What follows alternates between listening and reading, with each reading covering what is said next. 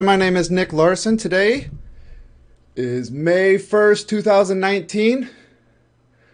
And today we're going to get back to work on, whoa, there we go. Screwing up my scene here.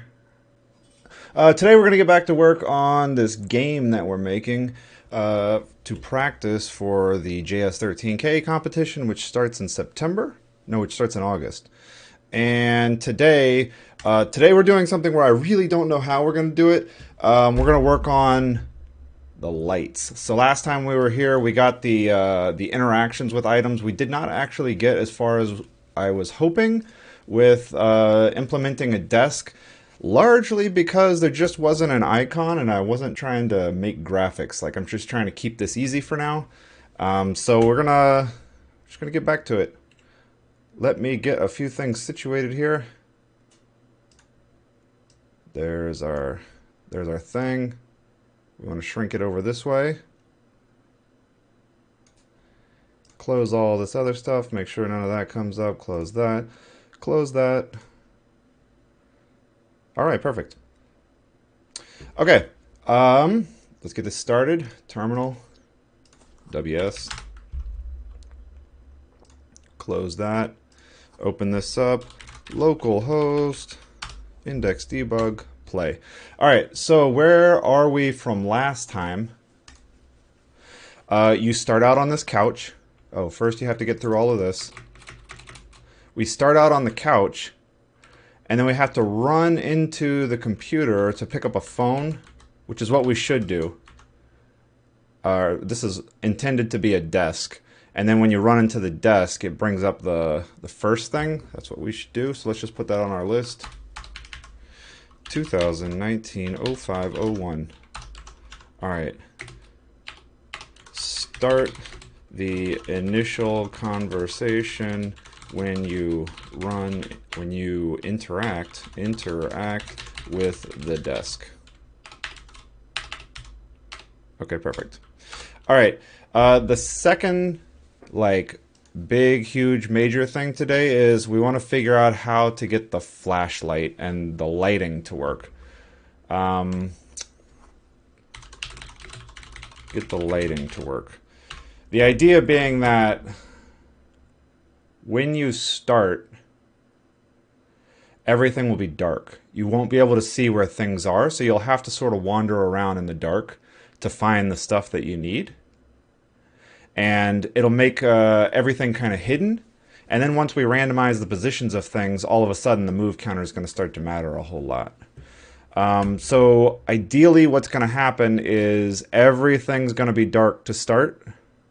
And then wherever you are, there's a little bit of light around you.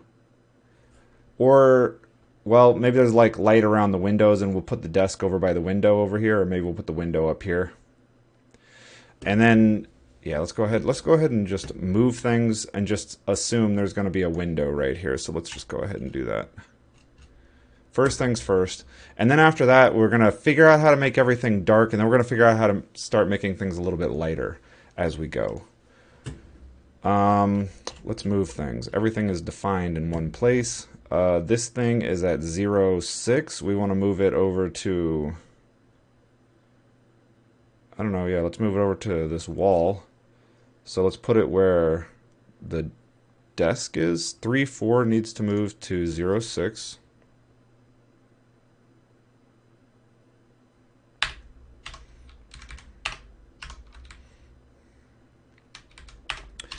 Zero, 6, and then this thing needs to move to 3.4. Whoops. 3.4, and then we want to move the desk to 0.5, or the couch rather, to 0.5, also over by the window. The reason we want to move it over by the window is so that there is going to be a little bit of light that kind of shines in at the beginning, and that light is going to illuminate a little bit of area over here, just enough for you to be able to see the desk and get the information that you need, and then it's sort of gonna start. So let's go ahead and refresh that. I didn't save? Did I not save? Oh, I didn't move it. 0, 5. And then the player should also go to 0, 5. Okay, refresh. All right, so we start over here, and now we want there to be a window right here. And we want to make everything dark. So, ideas for how to make everything dark. I think what's going to happen is ideally we would be able to just do this.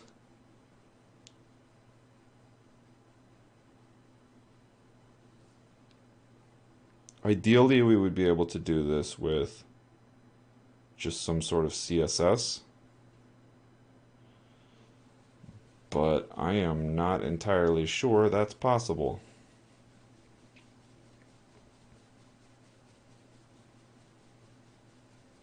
Just not sure.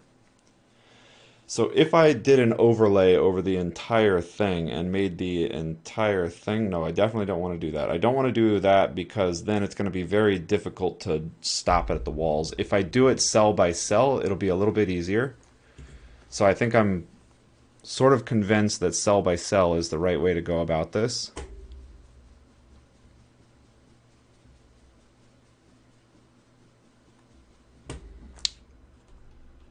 Okay, real fast. Let's go ahead and do this, start the initial conversation. We're going to create a second conversation here. This is dialogue, and what we want is a second one called var pick up the phone dialogue equals new dialogue, and then we just want this. Probably want to put it on the left, yeah. And then here we're going to say, give me the phone, which is going to be in the CSS. Give me the phone. I need a phone. Emoji phone.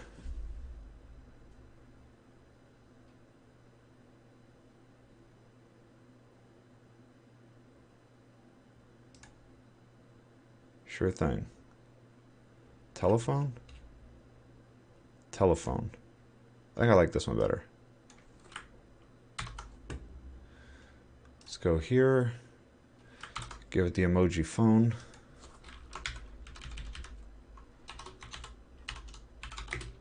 There's a phone on the desk ringing like crazy.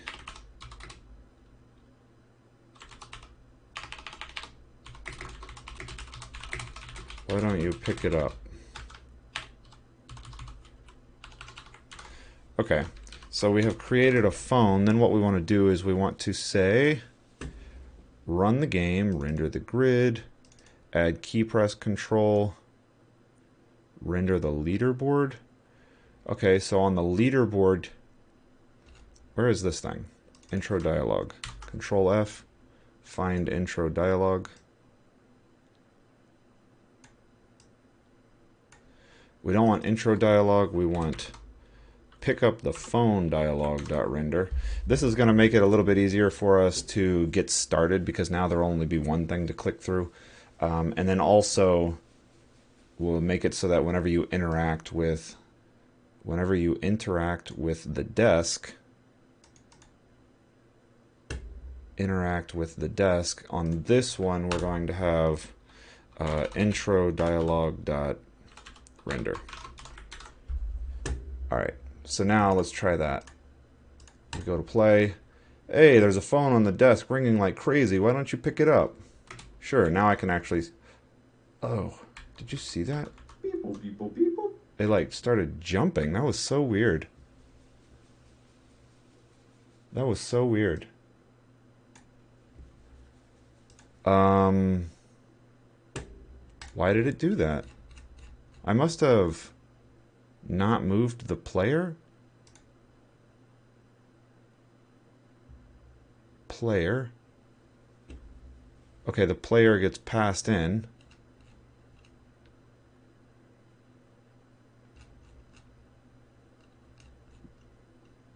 Make grid player.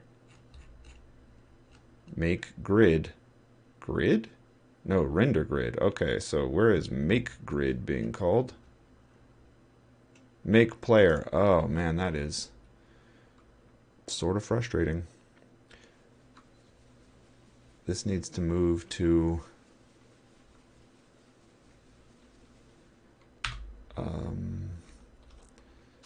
0, 5. And then what we want to do is we want to say player.row, player.call. There we go.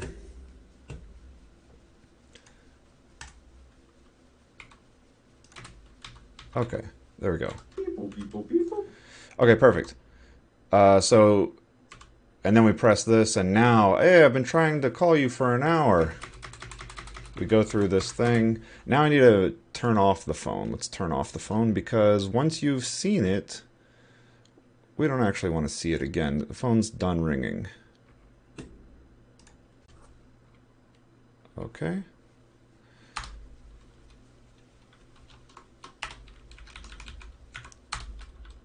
If intro dialog dot picked up,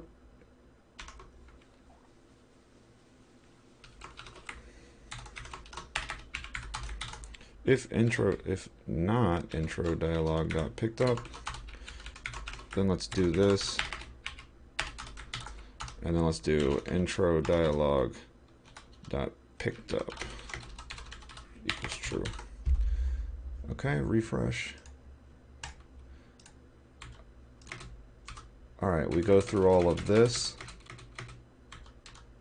and then the next time we touch it, nothing actually happens. Okay, perfect. All right, so this is done. Great. Now let's get the lighting to work. Okay, back to the lighting. See, you can only skip the hard stuff for so long, and then you got to get right back to it. That's some of the fun. That's some of the fun of programming. Okay. In each of the cells, I want to have a lighting element. Now, in each of the cells, I want to have a lighting element. Do we just put an additional... Do we just put an additional actual element in each one of these things? Maybe? Maybe?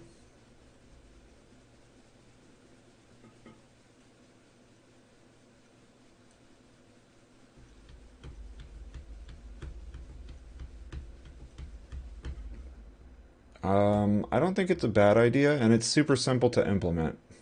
I think we should go ahead and try that. So let's make it so that each cell,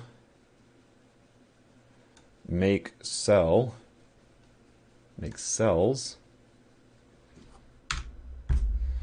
each cell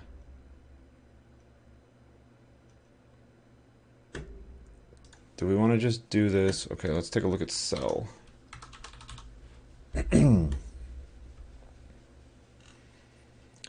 We already do wall left. Can we do a before? Do we do a before? No. We do a div? Okay, so I feel like we can just do this in straight CSS with something like dot cell before backdrop. What's backdrop? CSS backdrop. Cascading style sheets? I have never seen this in my life. Backdrop is only displayed when a dialog is opened with dialog.showModal. What?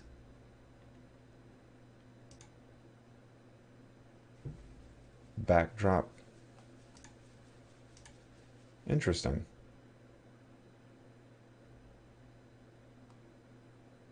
That's cool. Okay, let's do an after. All afters will be lighting for cells. We want content.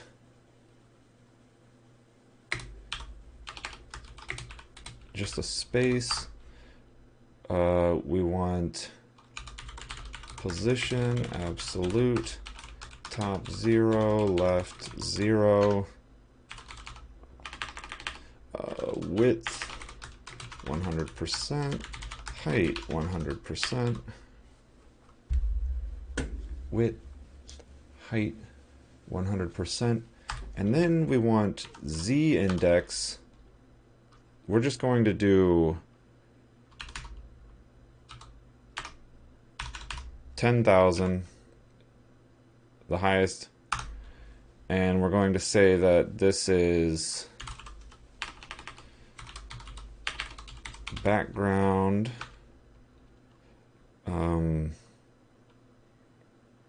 basically black. Let's do RGBA, and let's do 0, 0, 0, and let's do 0.99. So it's almost black. You ought to be able to see oh. Ha. That's funny. Okay, so the overlay. Let's go with leaderboard. Z-index 1000. Okay, so from now on we're going to do 1 to 100. Let's just look at all the Z-indexes. We have 1,000 for the leaderboard, 2 for the dialogue. Okay, let's just write these down. Z-indexes. I guess it's indices. Okay. 1,000 leaderboard. Then we want this is for anything at the top level. If we apply a Z-index to the grid, okay, grid 1. Yeah, let's do that. Grid 1. And then that should just fix it actually. So find me the grid. I just can't seem to drag that today. Grid. Z-index 1. Okay. So yeah, Z-indexes are sort of funny. You sort of have layers. It's like anything on the same level of the DOM nested together, they compare Z-indexes. When you have a parent,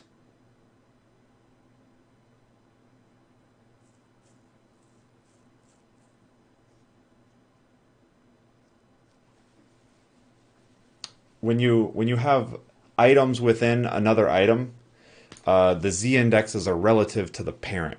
So basically you're creating a frame and you're saying all of the Z-indexes only matter within this thing, but the Z-indexes of siblings compare to each other. That's how, because the leaderboard and the grid are on the same level of the DOM, which we can just take a look at, because the leaderboard, how do you get rid of that?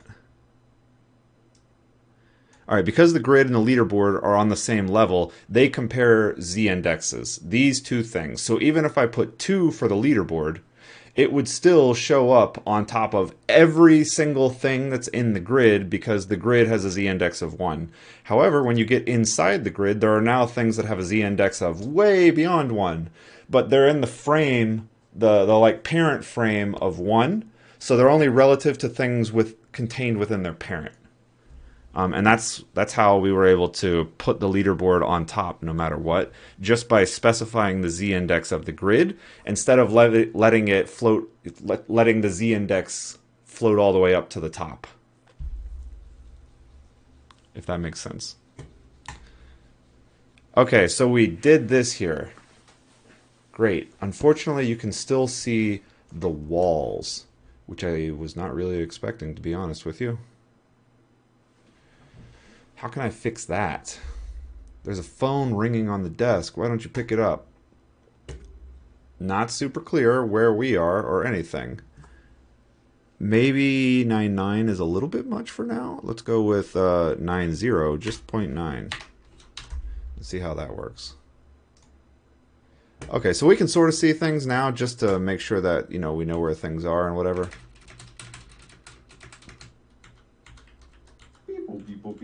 All right. What I want to do is figure out why this is not covering the borders.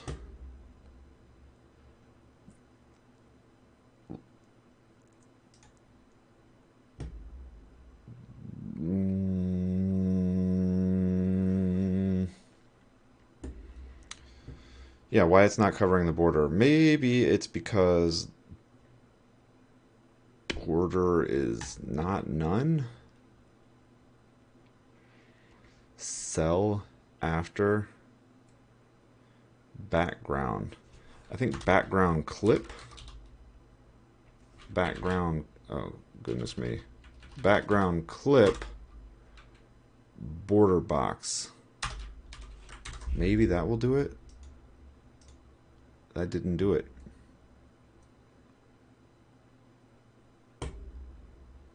Let's see if we can figure this out.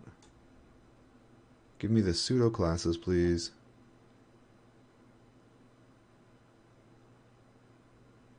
Okay. Padding box. That doesn't appear to be doing anything. Why is it that the width and the height don't appear to be doing anything? So maybe if we just specify the actual 50px. Okay, see, in that case, it does cover it.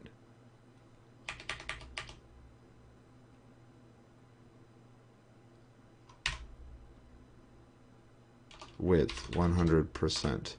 So let's just do a border none and see if that takes care of it. Border none. No, that didn't take care of it. Interesting. Background clip. Let's go take a look at background clip. CSS background clip. Specifies the area content edge padding area border. Content? I don't want content. Border box seems like the biggest one I can get. Initial border box. Oh, great. So that's like margin edge.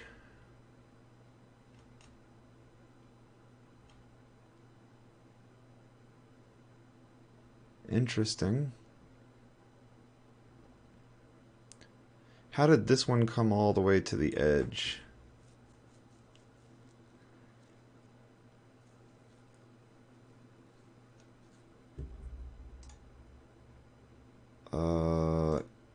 Result. So this first one here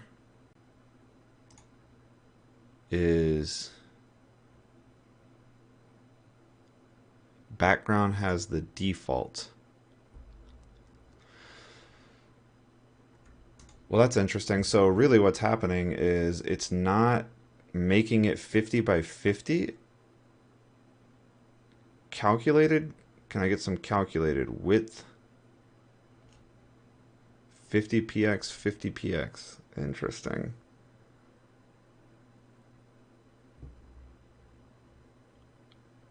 So if I make this Oh, look at that.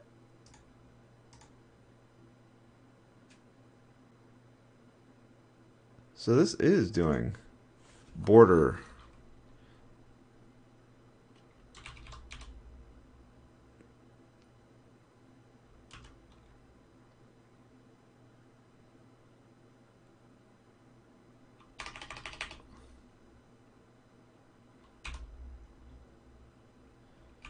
One PX solid black.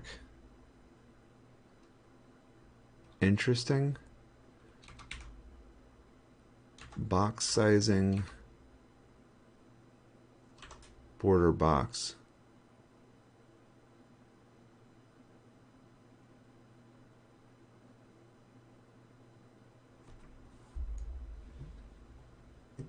That is crazy to me. For a second there, it really looked like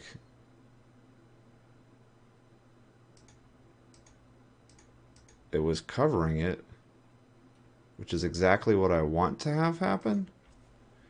But it's not super clear why.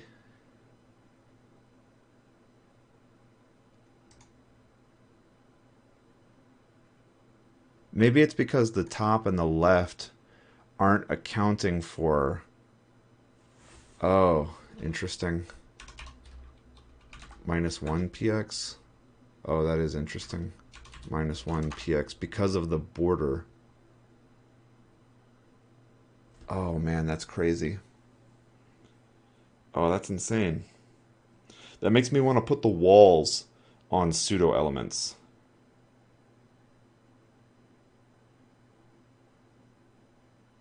This is what I want. Like, you can't even see the walls. But if we start going and we say like, okay, give me this. I also can't do this. Okay, I can't really do it like this. I can't do it like this because I need to specifically set the cell after for individual. Oh, hey, kitten lover. Are you running this local server or will this on a remote server? Can I check it out? I am at Georgia Tech, right? Yeah, I'm actually leaving tomorrow for graduation, funny enough. Give me just 1 second.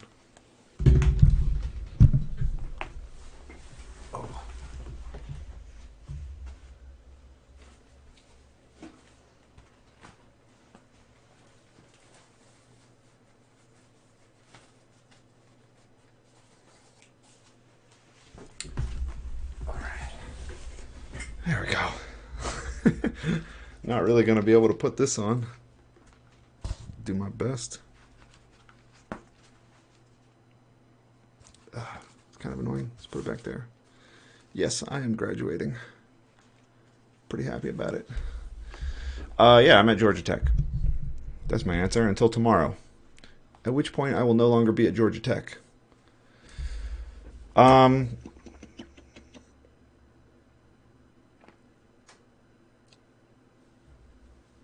Don't know if it's from you guys. Co-creative level design via machine learning. Well, that's people at the school that I'm at, but that is not me. I did actually... That's pretty cool. Mario. What are we doing here? Procedural level generation via machine learning. That does sound fun.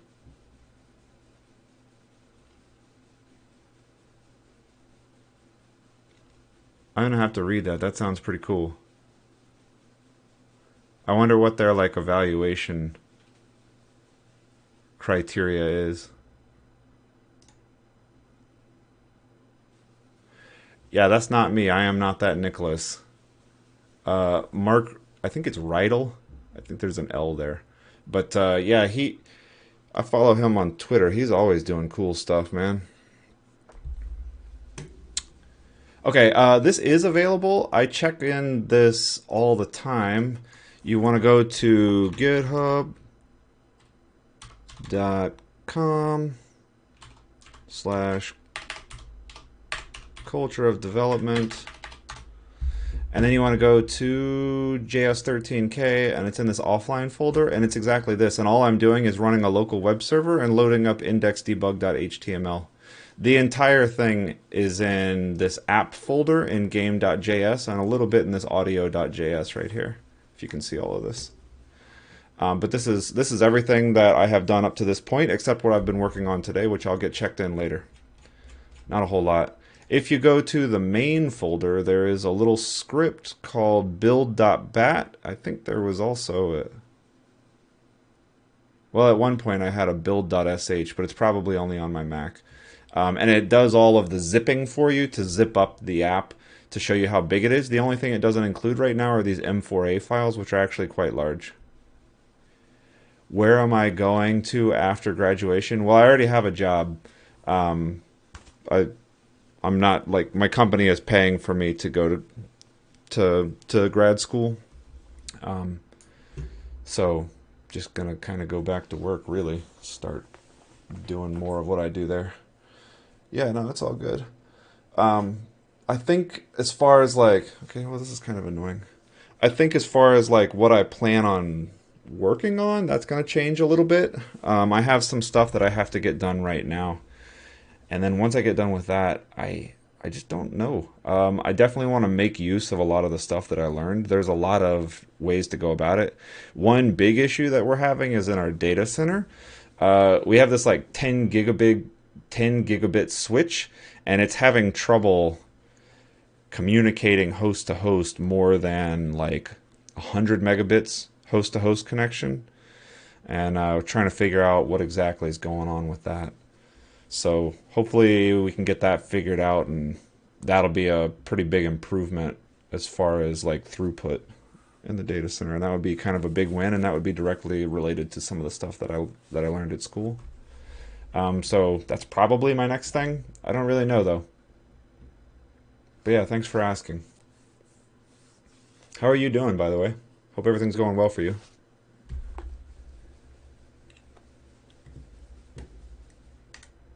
Okay, we are not going to be able to use this pseudo element.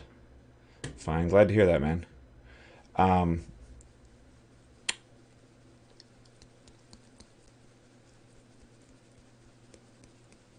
We're not going to be able to use this pseudo element. Reason being, why did box sizing border box break it? What's the default? Content box? It is content box. Interesting. Okay, so box sizing content box. Okay, so let's go ahead and, this is not going to work as like this. What we're going to do is say dot lights. And then we're going to turn it off like this. The idea being here, I really don't like this. -1 px, -1 px. And then what was the other magic? We have to put a border on it.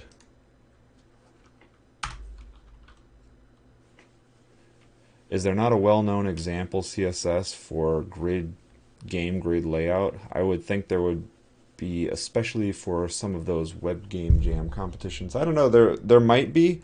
I didn't really do any research as far as things that existed prior to starting this project. The idea really was just that I've been wanting to build a game for a long time, for years, and have never gotten past like doing a tutorial for Unity or something else.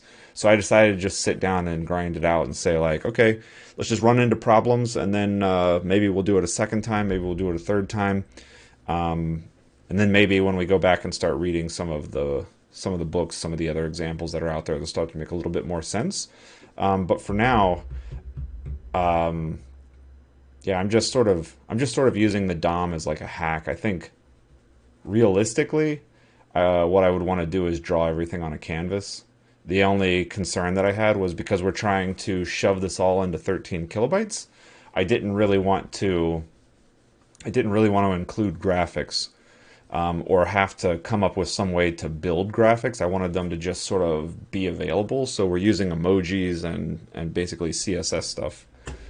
Reason for using CSS stuff is the CSS compresses super well. It's just text. All right, so dot lights. I don't even need a content anymore. I do need a position absolute, and I need a border. I am doing a practice run. The competition itself doesn't start until August 13th. But I have every intention in the world of entering it this year and just submitting something just to see how I do. But yeah, it hasn't actually started yet. I want this to be the same as this.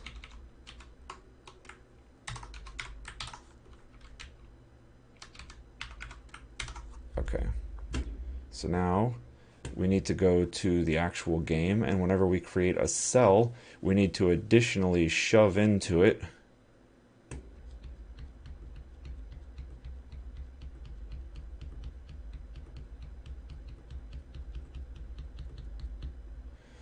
cell, create element.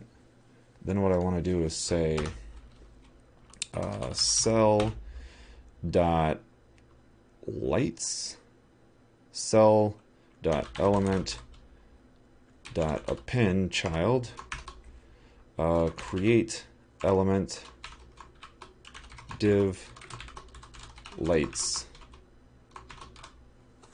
and that should put some lights in each one of the cells. All right, perfect. All right, so now we have lights in each one of the cells. I don't like that the border came out black. I was sort of expecting the border to be the same. That was sort of the point of doing it this way. Inspect. Give me the lights.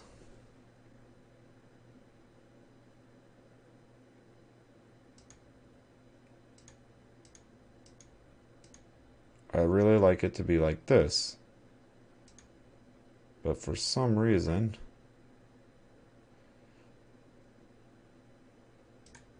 what if I make it just transparent? What is going on?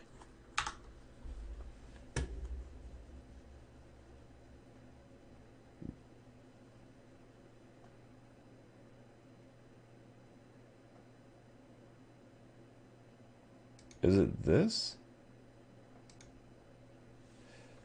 Okay, let's take a look at this.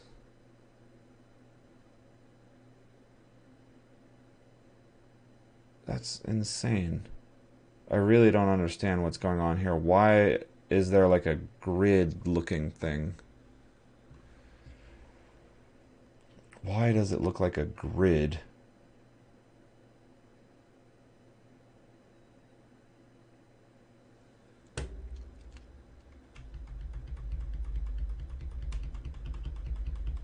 Why does it look like a grid?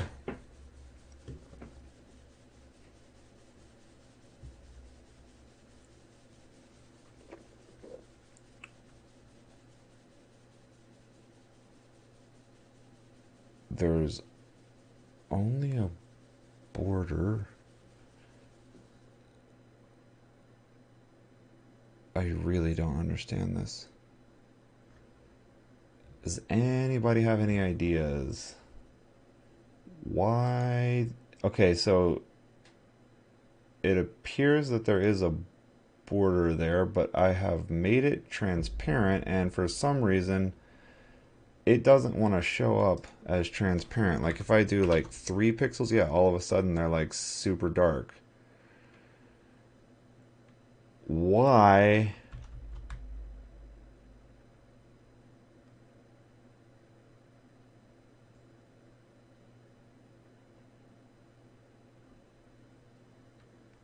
Zero? And if I do a 0 pixels,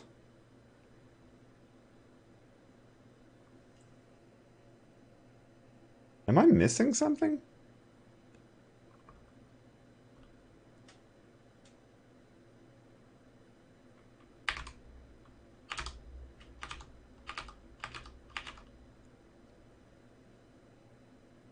Okay, it's expanding.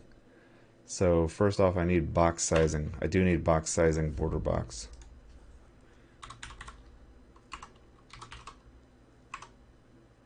Okay. Then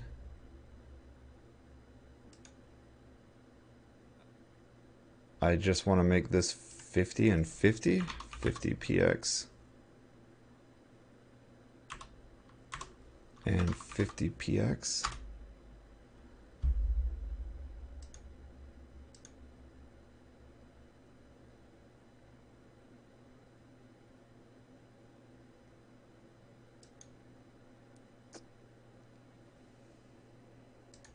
Oh. Not entirely sure what's going on here. I have some content.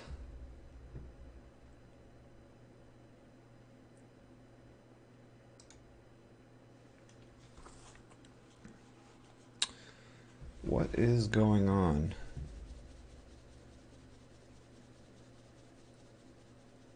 Let's zoom in so that I can actually see.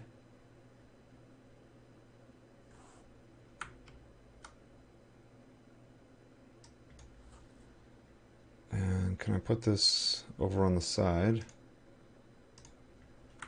Zoom way in. Look at that. That's insane. Oh.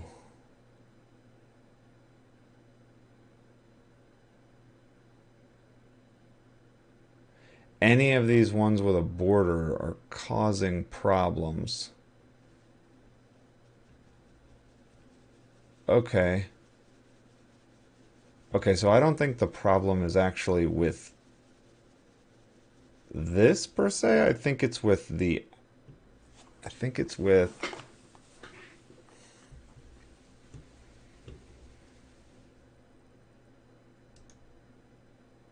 So that looks fine. It's like it's pushed the whole thing over. In the cases where there is... Can I tell? Does it get bigger?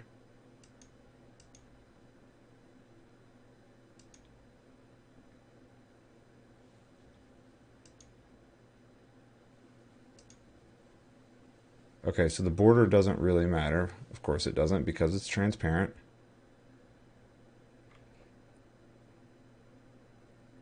How big cell? Each of these are 50-50. Give me the elements.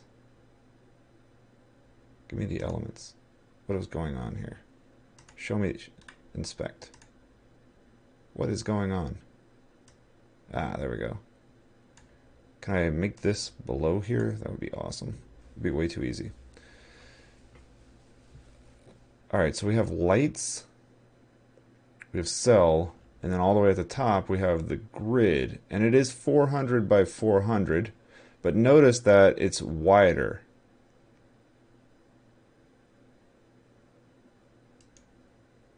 Grid.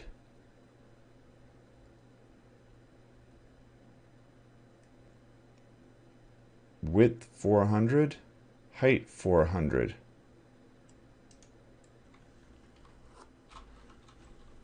But it's really 401, as we can see.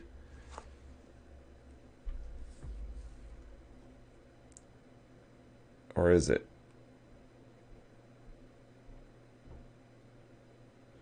What if we go back to the lights and we like disable this, disable this, and then we go back to the grid. Okay, so the grid is 400. Have to do some work, will be away. Hope to still see you after graduations, and congrats on the Masters. Yeah, thank you so much. I really appreciate it. Thanks for stopping by. Also, I am going to be around. I've got some big news to announce when we come back next week that I'm super excited about. And in the meantime, have a good weekend. Okay. 50-50. lights. Let's make these top and left. I definitely want to be 0 and 0. And then I want these on, but I want them to be 100%. 100%.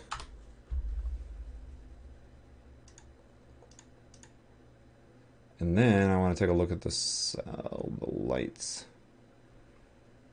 Ah. So the cell, the lights are then 49 by 49. Super interesting.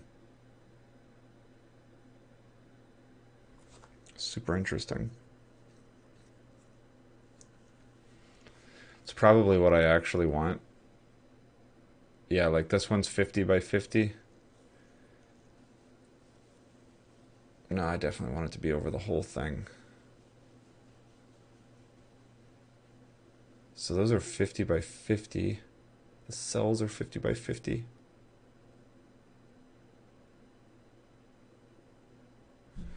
Okay, so let's go ahead and make these 50 px by 50 px.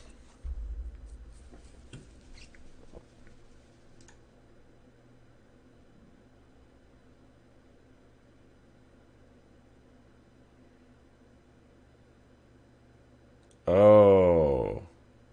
Oh, I see. Okay. I know exactly what's happening. All right, these ones with the walls, what it's doing is I'm setting -1. These ones that don't have the walls are actually shifting up higher than they should be. And that's why we're ending up with the lines. Okay, so what I really want to do is sort of make the walls their own internal thing. So that's what we're going to do. Okay, this is actually making a little bit of sense now. I don't like this. Okay. Let's put this back at the bottom. That's not what I wanted.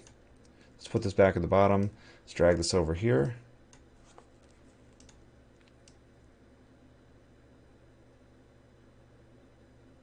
Okay, so what we're going to do is we're going to, the same way that we made the lights part of the thing, we're going to make the walls part of it. We're just going to put them underneath the lights. So the lights are going to be the like the top layer, the walls are going to be like the first layer. So let's go ahead and do that.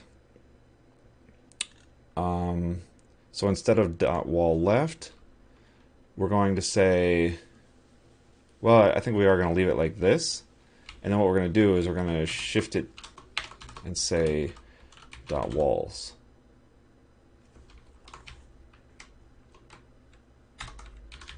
And we're just going to do that for all of these.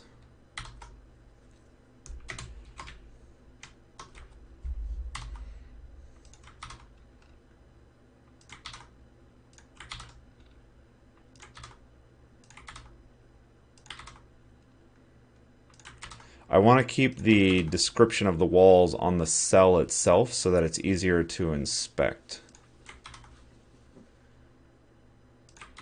Although I guess we'll be inspecting a model, so this CSS doesn't really matter. But we'll just take a look anyway. Alright, so that's it for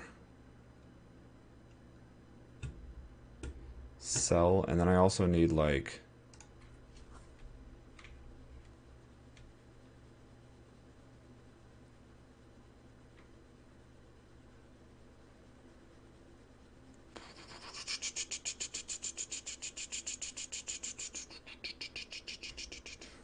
I need dot cell walls, and then we're just going to put these on there.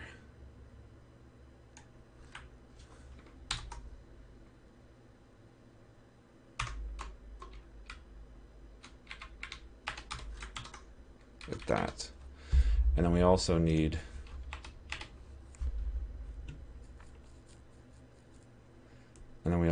all of this.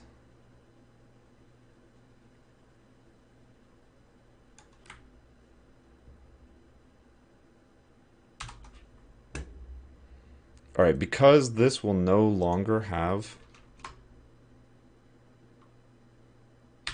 a border.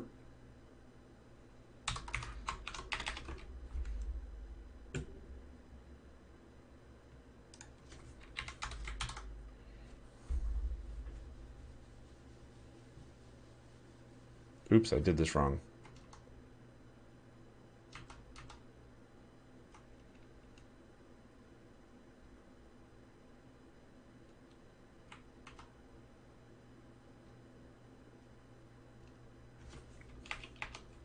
Yeah. Okay. The walls have a border. The box sizing is border box. And then we need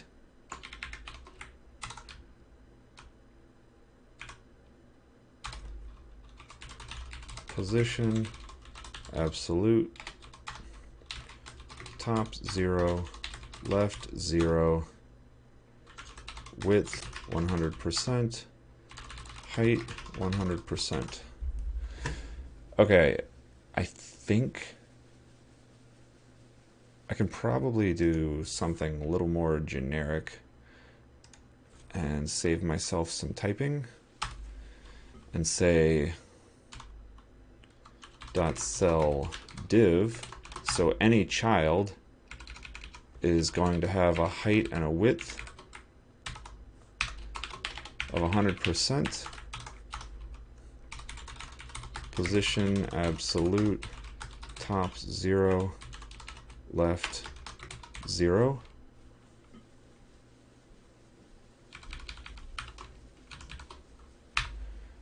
And then I don't need any of this.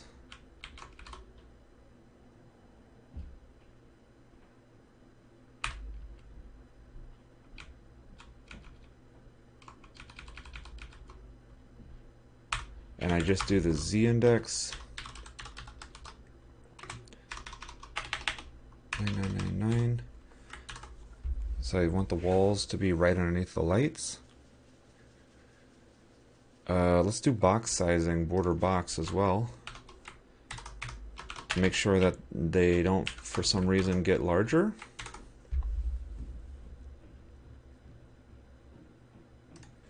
And let's do background size 50/50.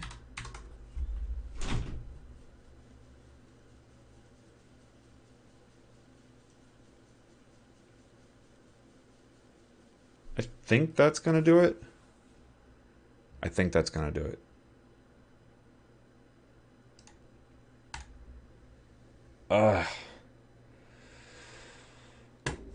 Oh, you know what I didn't do? I didn't put the walls in there.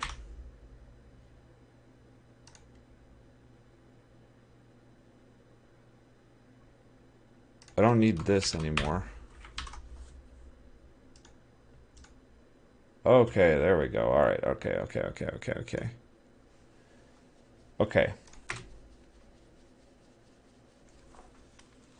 Okay. Closer, but I need to put the walls in. So in addition to this,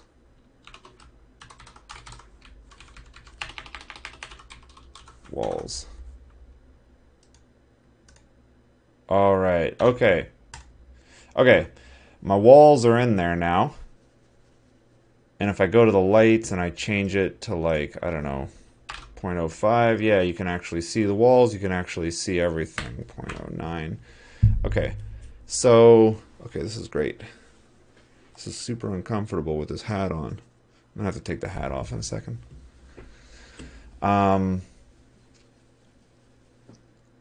Now what we want to do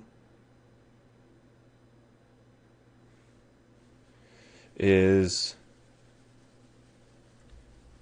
basically put a window in.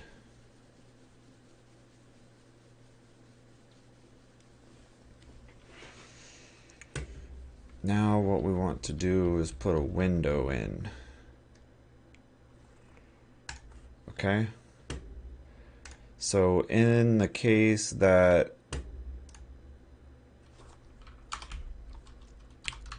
dot cell dot window dot lights.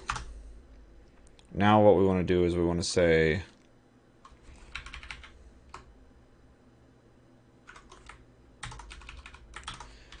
background is yeah, something like 0.05, and then we want to put a window.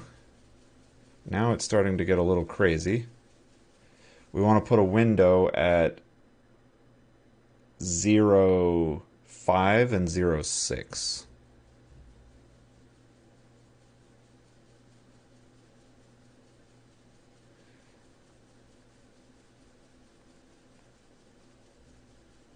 We want to put a window at 0.5 and 0.6. Actually, what we want to do is put a window at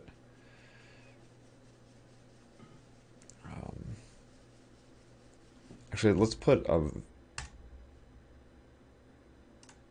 let's do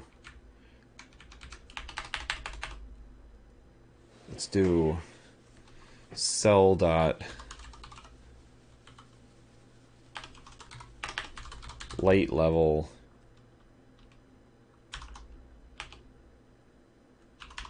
100.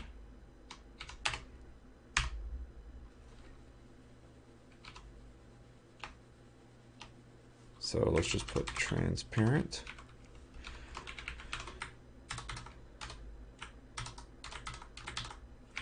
Let's put 75, 50, 25,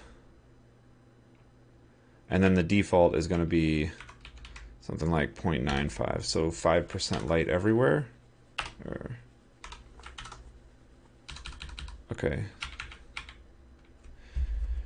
And then all we should have to do is go around and like slap on exactly what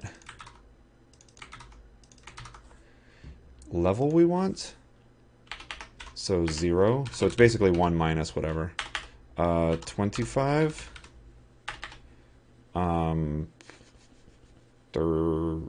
50. 0.5. And 0.25. Nope, 0.75. All right, so around the lights, we're going to say it is it's 50, very close, and then it's 25 anywhere around. So let's go to that.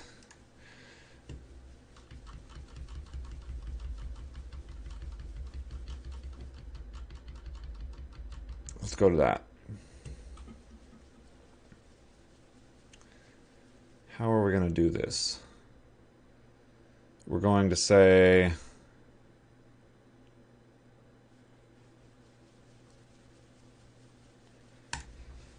how are we going to do this? We're going to have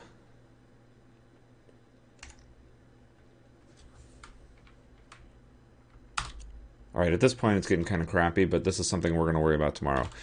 If row equals 0 and call equals 5,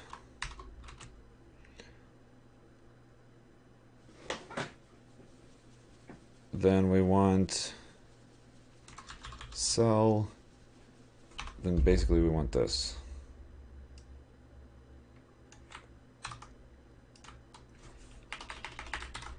That class list.add, and then the class that we're adding is light level.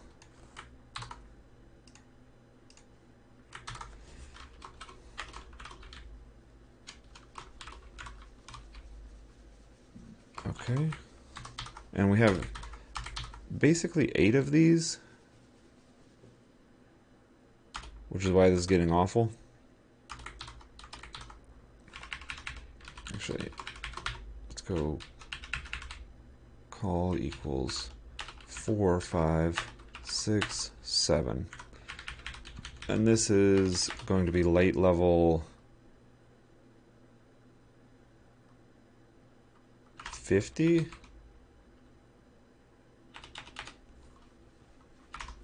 50? No. 25, 50, 50, 25. And then we want call equals 1 equals 1. And we want this to be 25 and 25. Oh. Hey, there we go. All right, so you get a little bit of light coming in from the window. You get a little bit of light coming in from the window. Notice the opacity is see-through. You can see the lines. Why is it that you can see the lines all of a sudden? That's crazy. Where are those lines drawn? Oh, I drew them on the walls.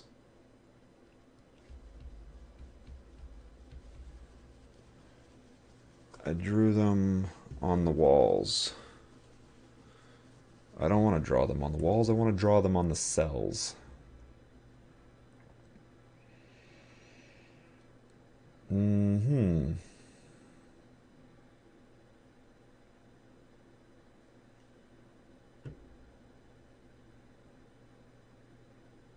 Okay.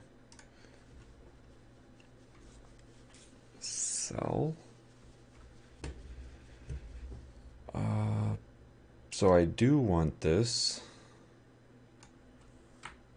right here to be on the cell itself. So we're going to do dot cell. Okay.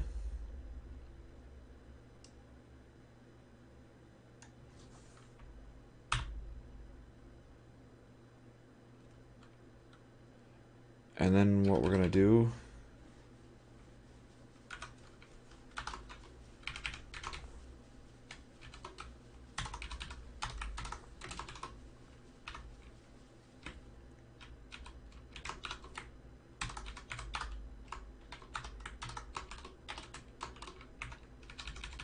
okay. So just take a moment.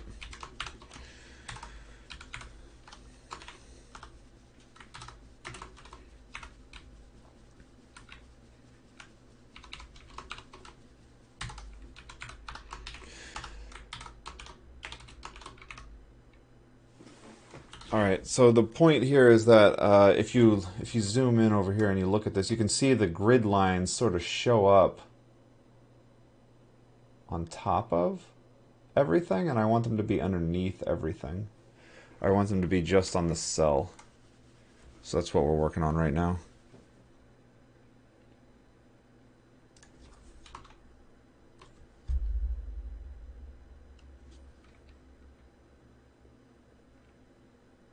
Oh, that's interesting. I only had to do it for those.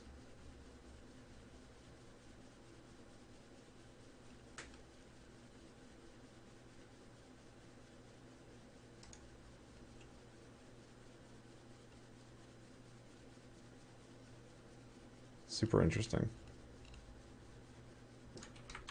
Okay, I think that'll do it.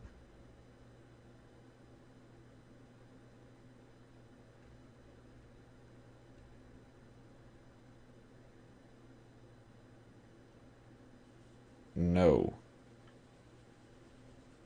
It won't. Let's do the walls separately because the walls are actually their own thing.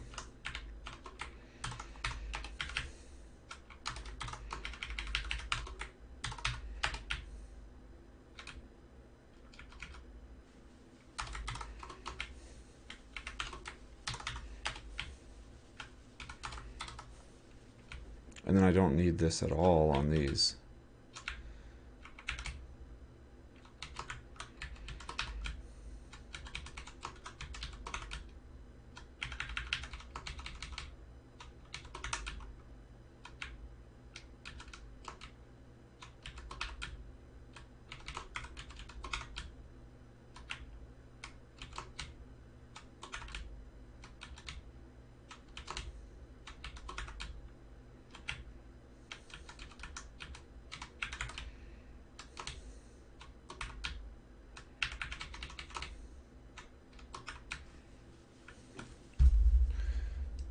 Okay.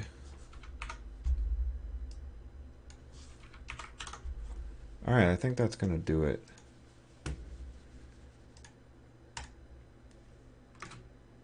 Okay, lines are back underneath. Okay, great. Okay, so we have some light. We have some light on here now. And what we want to do is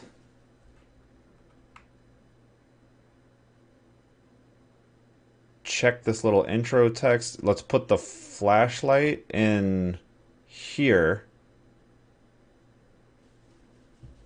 And then let's make it so the flashlight comes on.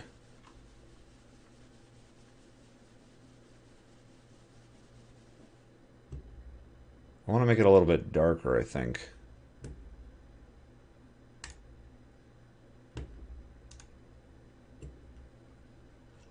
I want to make it darker. So let's go like 35. No. 65 and 85. Yeah, there we go. Pretty dark. Okay. Now what's going to happen is you go in here. Hey, I've been trying to wake you up for an hour. What's going on? It's dark in here. My head is killing me. Why are you still in the office? I don't know. What's... You know what? Don't worry about it. That's not what matters right now. What do you mean? What's wrong? The power is out and the system is offline. We're losing money and we're losing it fast. How much do we have? What can I do about it? Get the system back online. You'll need to collect the Windows 3.1 disk from around the office to restore the OS on the main server. But it's pitch black in here. I can't see anything. There's a flashlight in my desk in the next room over. Hurry up. We're counting on you. Okay. This is perfect. You can barely see this right here. And then once you grab the flashlight, then around you will start to shine. That's what we want to do. And then as soon as that's done, I'm just going to call it on that. That's going to be about as much effort as I'm going to put into the lights. Okay. So now let's put the flashlight in the filing cabinet, not in the desk. Okay. There's a flashlight in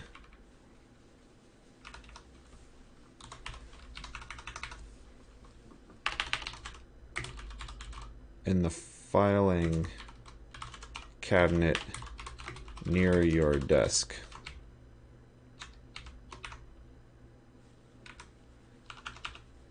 Okay.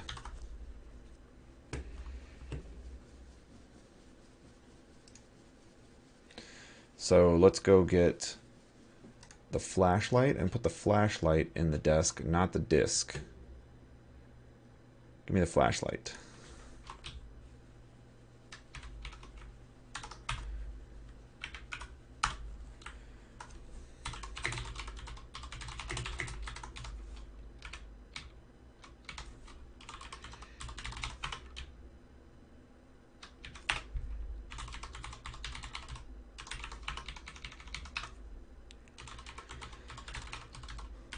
And we're not even going to do that. We're not going to put the flashlight on the ground. We're going to put the flashlight in there with the data.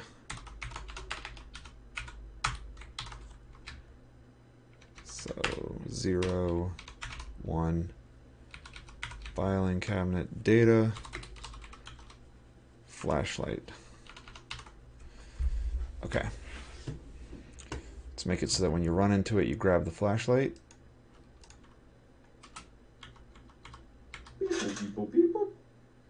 Alright, you've got the flashlight. Now that you have the flashlight, we should show some light around you. Basically. Okay. So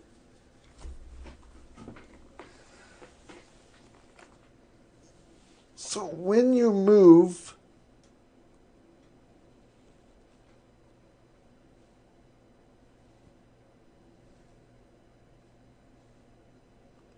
okay.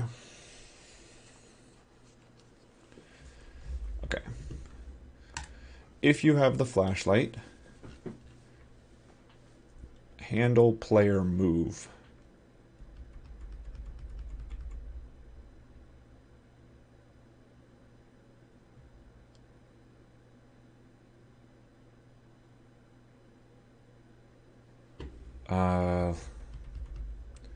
We're gonna have a render flashlight. Const update lighting equals function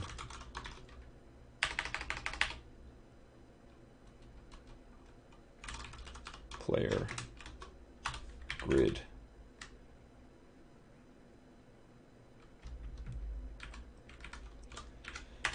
Okay. The idea here being we don't want to interact. We want to say if you can move,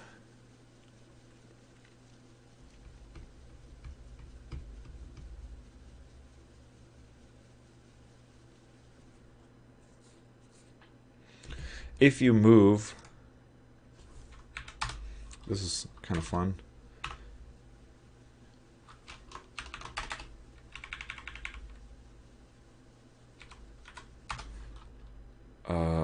Update lighting player,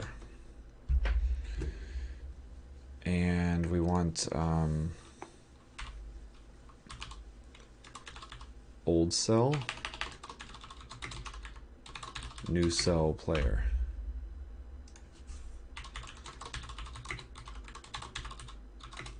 Old cell, new cell player. Okay, so if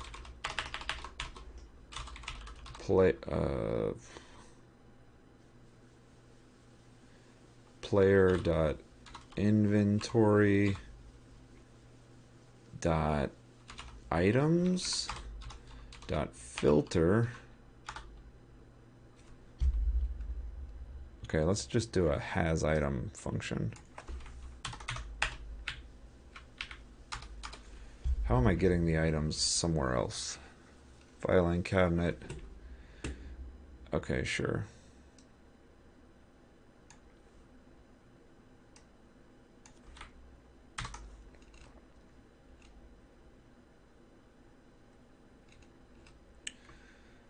So this is update lighting.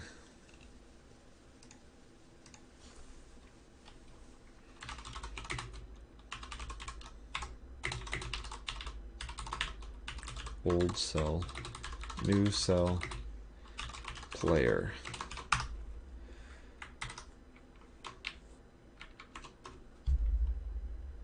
Character?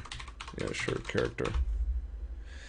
Character.inventory items flashlight. Flashlight.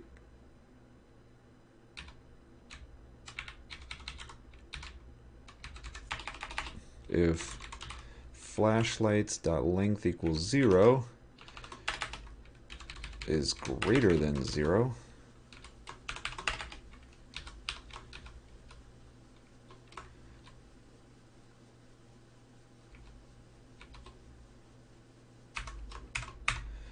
then we definitely want to say set the cell,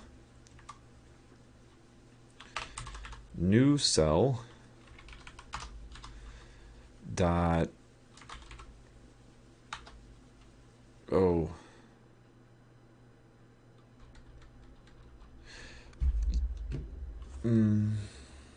dot attributes. I want to set an attribute, so I want to do this a little differently. I just want to set the number. So let's go change this a little bit. Instead of having it be like light level 100, let's do light level equals 100.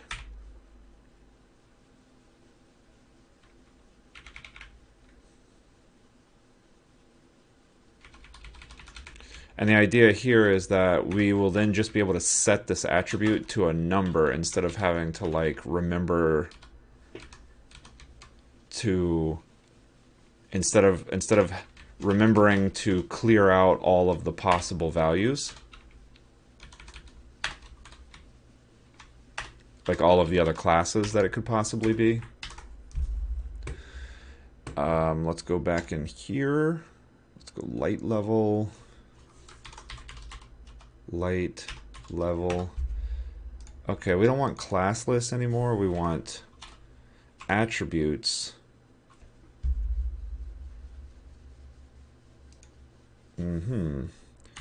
JavaScript set DOM set element attribute. Set attribute. That seems pretty straightforward. Let's take a look at that. Example. Set attribute. Sure. Great. See what it looks like.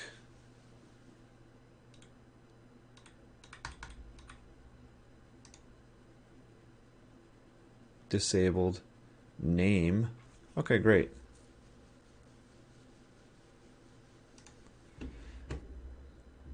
Okay, so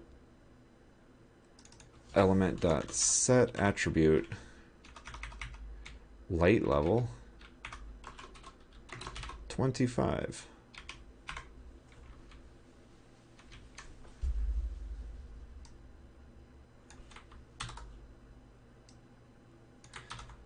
$50, $50,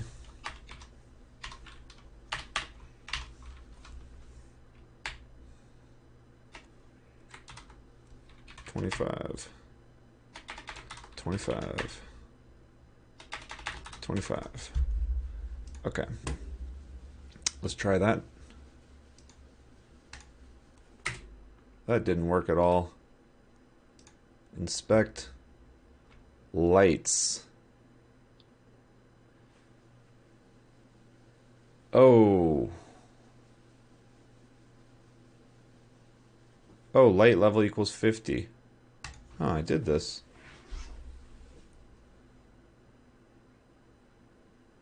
Cell. Hey, what's up? Brandon Satrum. How you doing, man? I am currently trying to fight with CSS.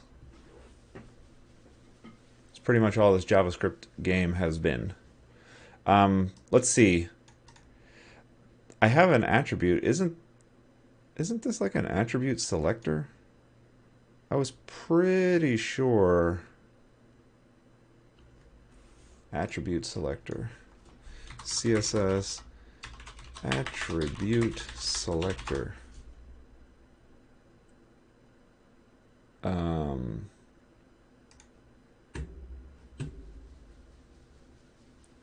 Interesting.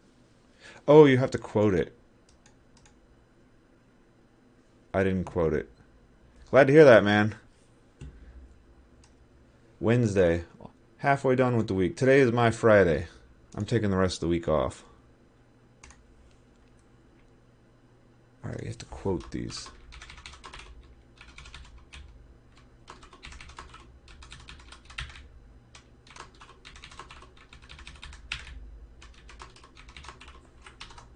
Let's try that one more time.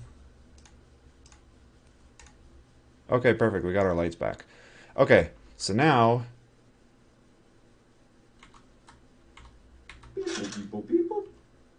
Oh man, it's not doing it. Okay. Game.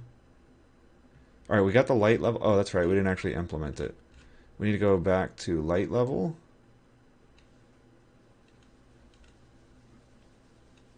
Light level. Update lighting. Oh, there we go. And it was just bad JavaScript to begin with. Okay, so if you have a flashlight, how about if you then just return? If you do have a flashlight, then what we want to do is we want to say old cell dot set attribute light level.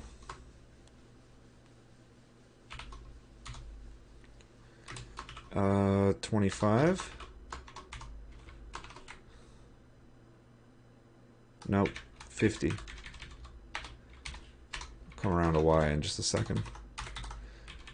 And then 20, and then 75 for the new cell. Okay, and I think what this is going to do is it's just going to leave a trail. 3. It's not doing anything. Where are we? We're up here. Inspect. Update lighting. Item.name is flashlight. Let's just console.log. Console.log. Flashlights.length.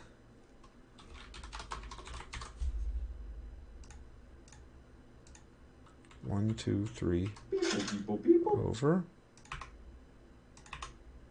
Give me the console. How do you, don't you just press escape to get the console?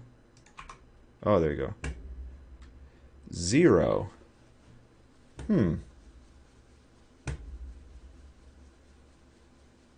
Character.inventory.items.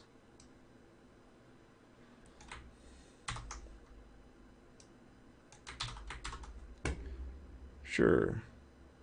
Refresh. Play. 1, 2, 3. Uncaught. Old cell. Dot set attribute. Oh. Dot element.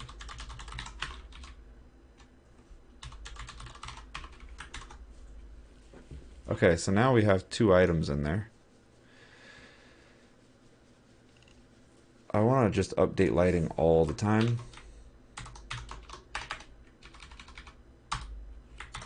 Reason I want to update it all the time is because when you pick it up, you have already interacted with the item. I then want to trigger your current cell. That's the plan. 3. Oh, there we go. All right. Okay, I got the flashlight. Now it leaves a trail behind you so you can sort of see where you've gone. You need to make the walls a little more prominent. You need to make them like 2. You need to make them like 2. I think I do want to go ahead and leave it like that you've seen it before. Oh, see, and then we just got the keys. Okay, okay. All right, so what I want to do now is I want to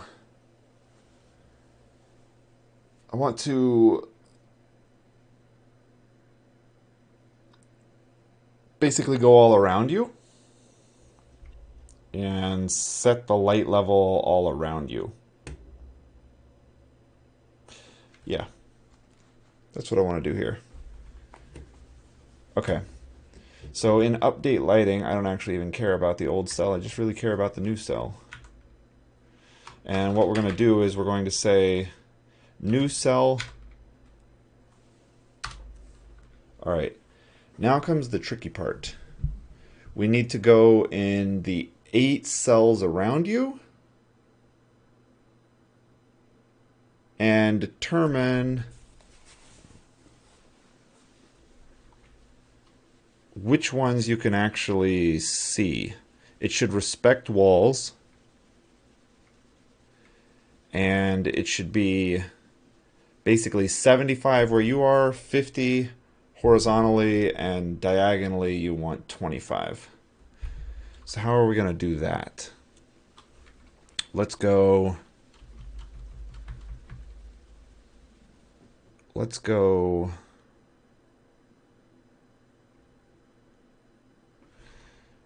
okay. I need a way to get a cell. How do I get a cell? Grid dot, how about a get neighbors? I don't have anything that gets Do I? I must. Because I'm somehow getting the new cell when you try to move. So how are we going to do that? Oh, the way that I'm doing that is saying, get object cell.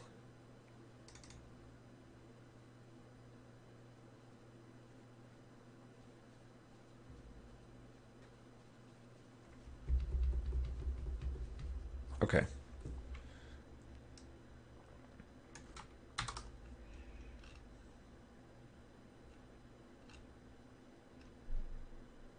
Where are we?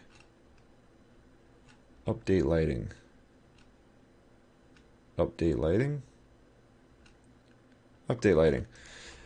Okay, so we know we're in the current cell. Great. Then what we want to say is, all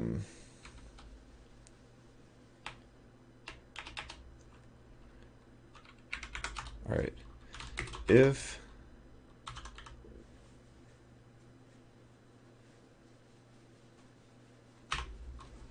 how about get object cell returns get cell index.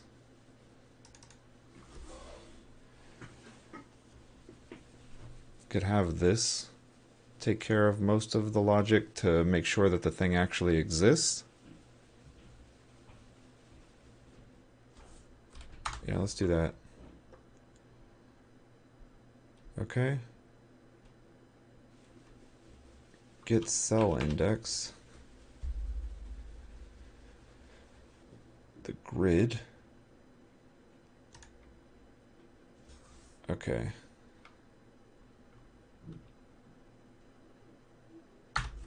If G,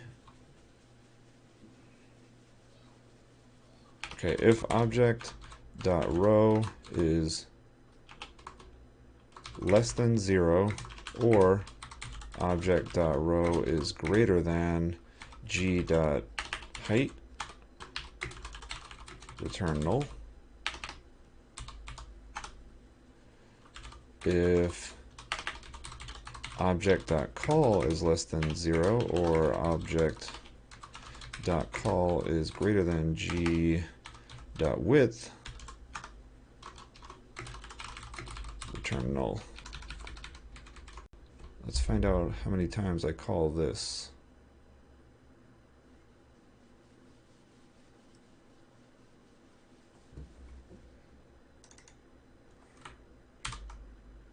Four. Old cell. We're just going to assume that one works. We get the new cell.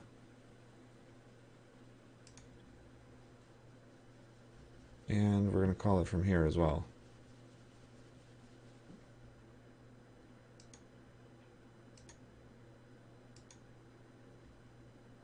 Okay, sure. What about get cell index? Oh, call that one a lot. Okay, that's fine. We're going to change this one. Say var coords equals if coords is null, return null, otherwise return that. Okay. Coords.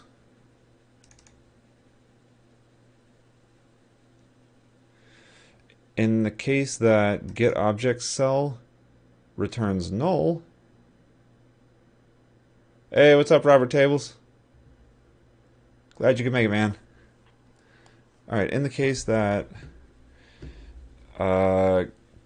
gets, in the case that this, alright, now we need to go back to where we were typing.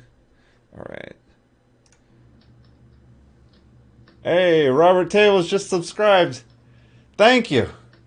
Holy crap, man. Okay, you just became technically the second person to subscribe, but the first person subscribed when the thing was off, so I have no idea. Thank you so much, man.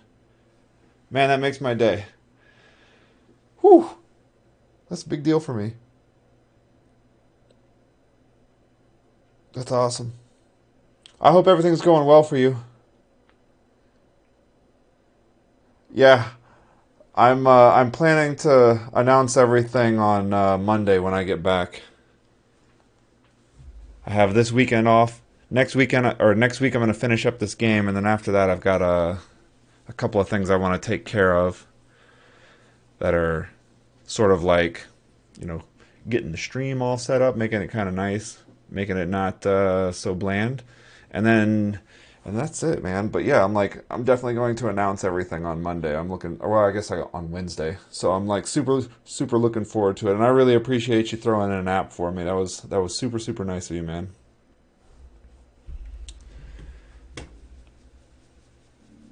All right, I want to get an object cell, and then if it's not null, then I want to start making changes. Let neighbor equal get object cell. That's alright, man.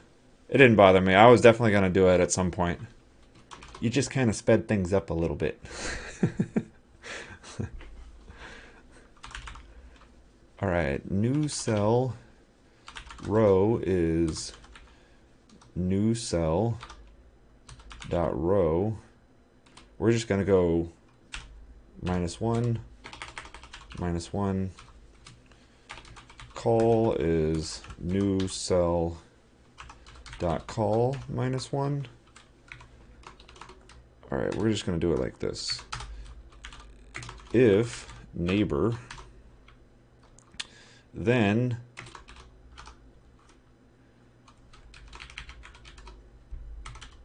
neighbor.element.set attribute light level, and in this case we're going to put 25, like that. And then we're going to copy this like this.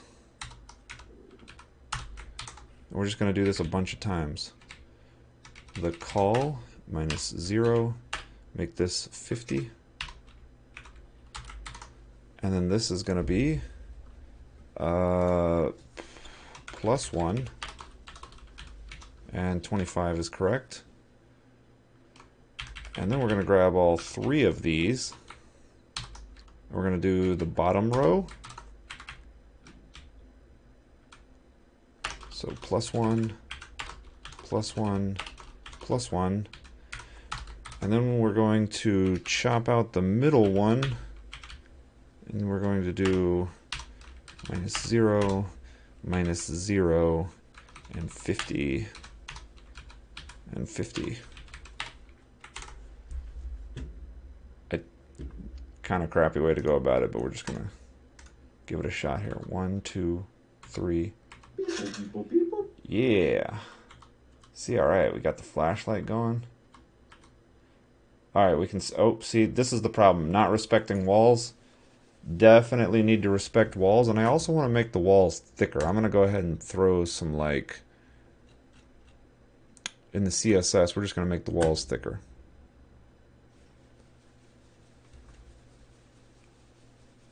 Walls 3px.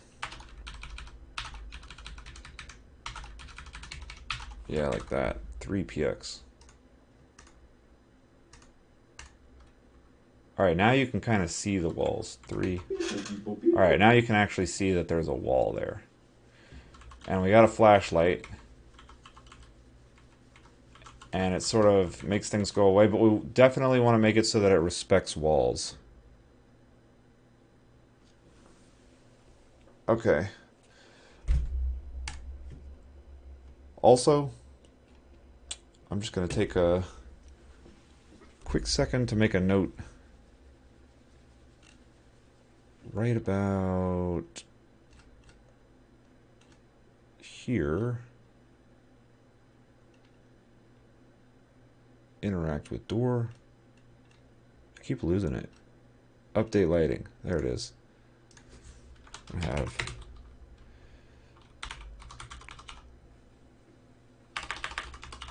Robert. Where did the name Robert Tables come from, if you don't mind me asking? Robert Tables subscription. First ever.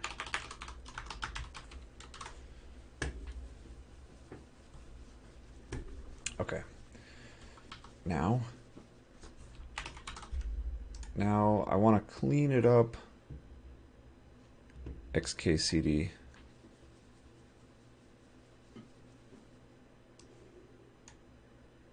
Hi, this is your son's school. We're having some computer trouble? Oh dear, did he break something? In a way. Oh, hilarious.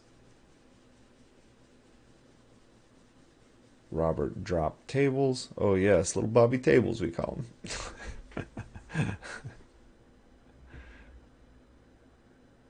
That's hilarious. Okay, did not know that. That's funny. All right.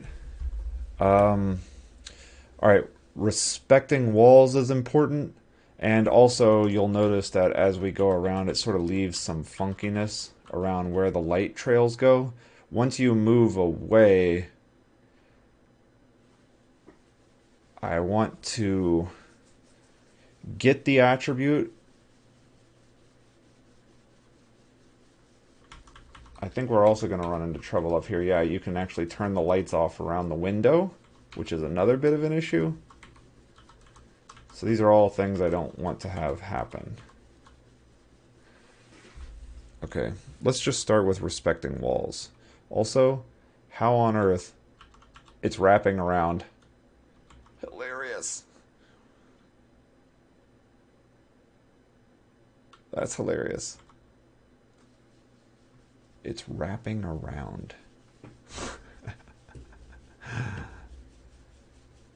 Why would it do that? Because I use greater than. That's why. Inside get cell object, I said greater than or equal to. Okay, that should prevent the wraparound. 1, 2, 3. Alright, that fixes the wraparound. So that's great. Now let's do the walls. Kind of won the lottery picking that username on Twitch, yeah. Could have gotten Bobby Tables. Or was that one already taken? Okay, next thing we want to do is respect walls. So we have the new cell. We have the new cell. And we want to say if neighbor. Oh.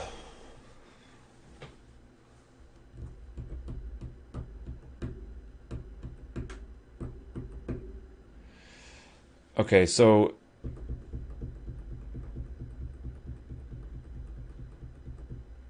oh.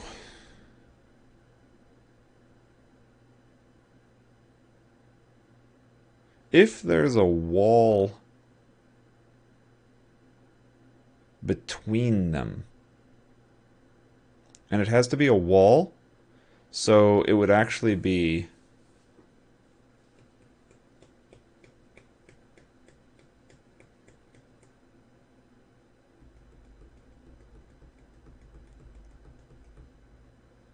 okay. Want to be subtle. That's good. Man, how's everything going? I love watching your projects, by the way. Your hardware stuff is sort of getting me interested in possibly doing a hardware project. It's been a while since I've done one, but one of my biggest hobbies is building high power rockets. The kind that, like, you know, they're like Estes, but they're just really, really big. And I mean like really big.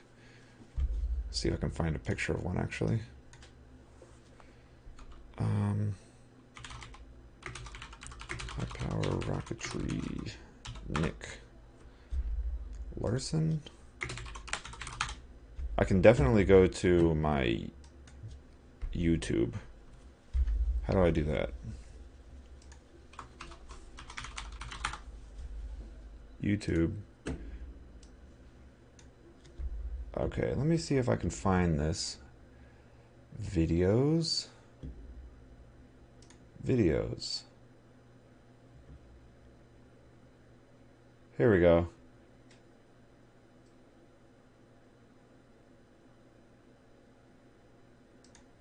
Alright, so this right here, I know it's loud.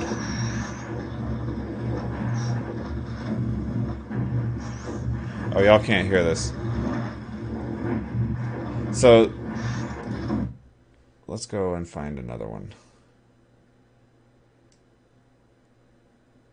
There we go. This is my rocket right here. That's not my rocket. The camera is inside my rocket. And it's sideways because it's on a launch pad. And this is an L motor, which is like a level 2 motor. It's very, very, very powerful. This rocket weighs probably 22 pounds, and it goes on this motor up to about 2 miles high. It gets there in about 30 seconds if you want to take a look. I really got to make it so you can actually hear what I'm hearing. What I'm hearing. What I'm hearing. Properties. Senseheimer. I don't want Senseheimer. I want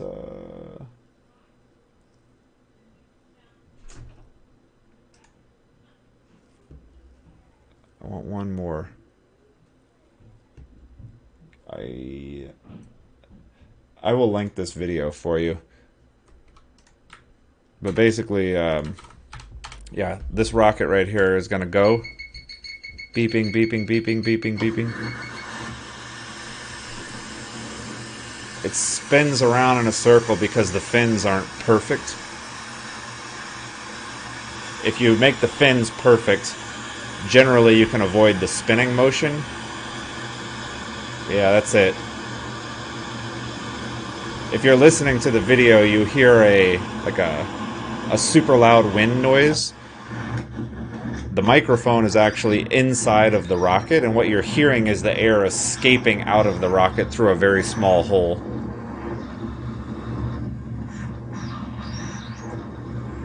And we can watch this go all the way, but you can just go click on the video. Parachute comes out at some point. See, when it gets up to the top, your rocket breaks in half, and that was the parachute ejecting. So now things are going to get pretty stable. When it gets to the top, you sort of... It's not really hiding it, it's just something I haven't really done in a while because I've been focused on school and, you know, I have kids now, so it's like they pretty much take up all your time. This is in Finger Lakes region of New York. And it's sort of floating down on a parachute now. When it gets up to the top and it's like 2 miles high, you separate the rocket so that it doesn't fall super, super, super fast. And it slows down to, I don't know, maybe 100 miles an hour, 120 miles an hour. And then when it gets down to, you know, 1,500 feet, 2,000 feet, something like that, then you pull out a parachute. And the parachute slows it down so that it lands nice and soft like that. And you can go and collect your rocket. And if we sat there and waited long enough, you'd be able to actually see it. But that same rocket went up twice.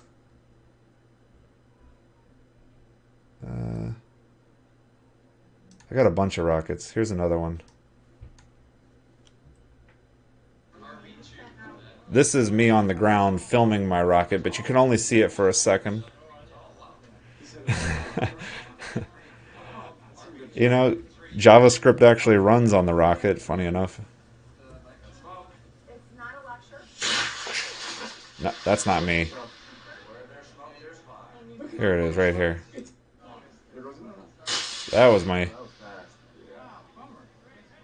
Nope, that's still not me.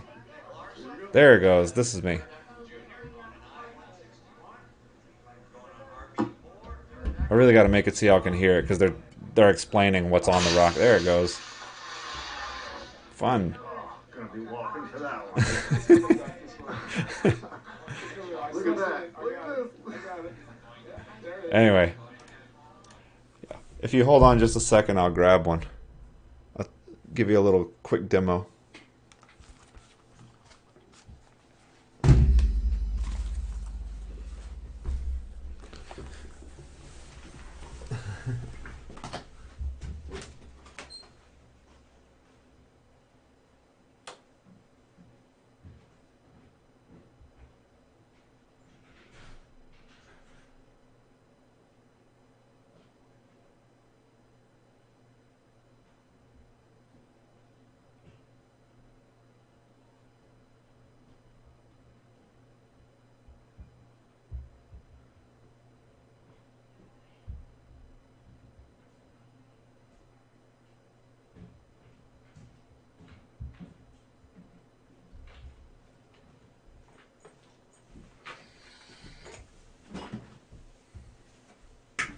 Just 1 second here.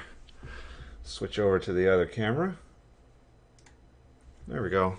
Move this thing kind of out of the way. All right.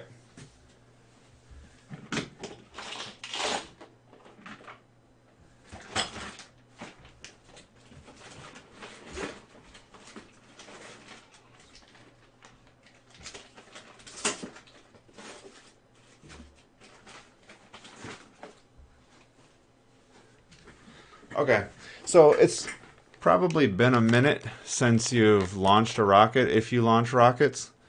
But, oh, that's funny. Well, you can watch this on a replay. Um, if you buy, like a little Estes rocket, what you'll find is that you get a little motor that's about this big and maybe, just like that big around, not super big. And they're like A's, B's, C's. The way that it works is every time you get the letter goes up, the power doubles. It's like logarithmic. So like an A is like 10 Newton seconds, a B is like 20 Newton seconds, something like that. Excuse me here. And by the time you get to L, they actually get kind of big. And so like this is what you would see is like sort of a what is this one? This is in the G range. So this is still something you can launch without having a license. Something you can just like go out into a field and like put a rocket up in the air, and it's pretty cool. And then after that, you move up and you get some bigger motors, and they start to be like this big. And inside this case, you could fit something like an eye.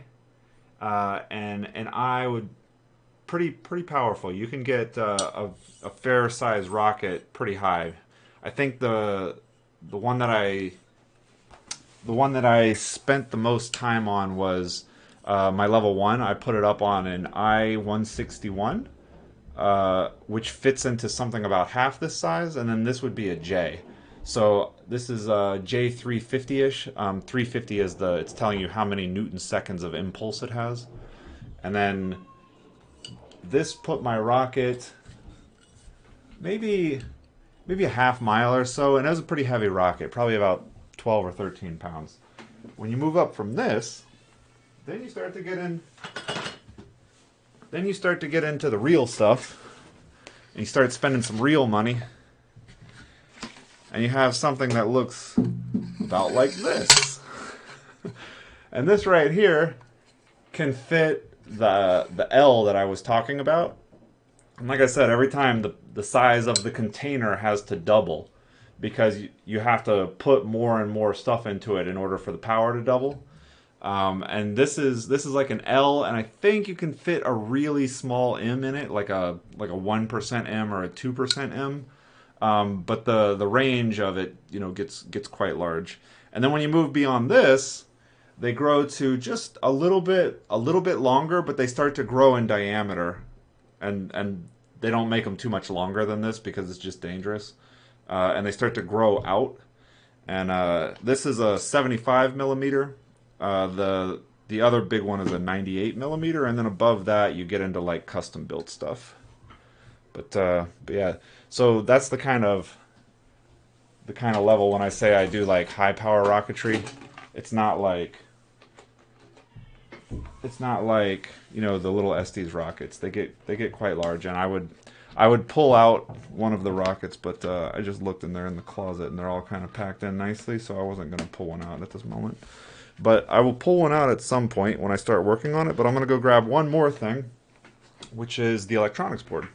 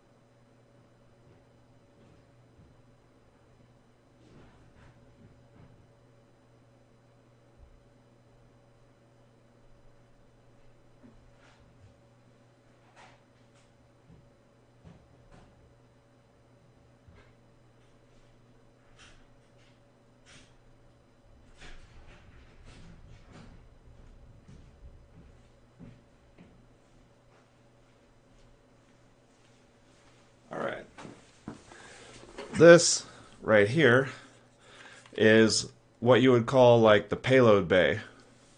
It's got a lot of pieces to it here. First off, it's made out of carbon fiber, which is like fiberglass with like little carbon tubes in it, little carbon strips in it. Makes it much stronger than like normal fiberglass. Excuse me.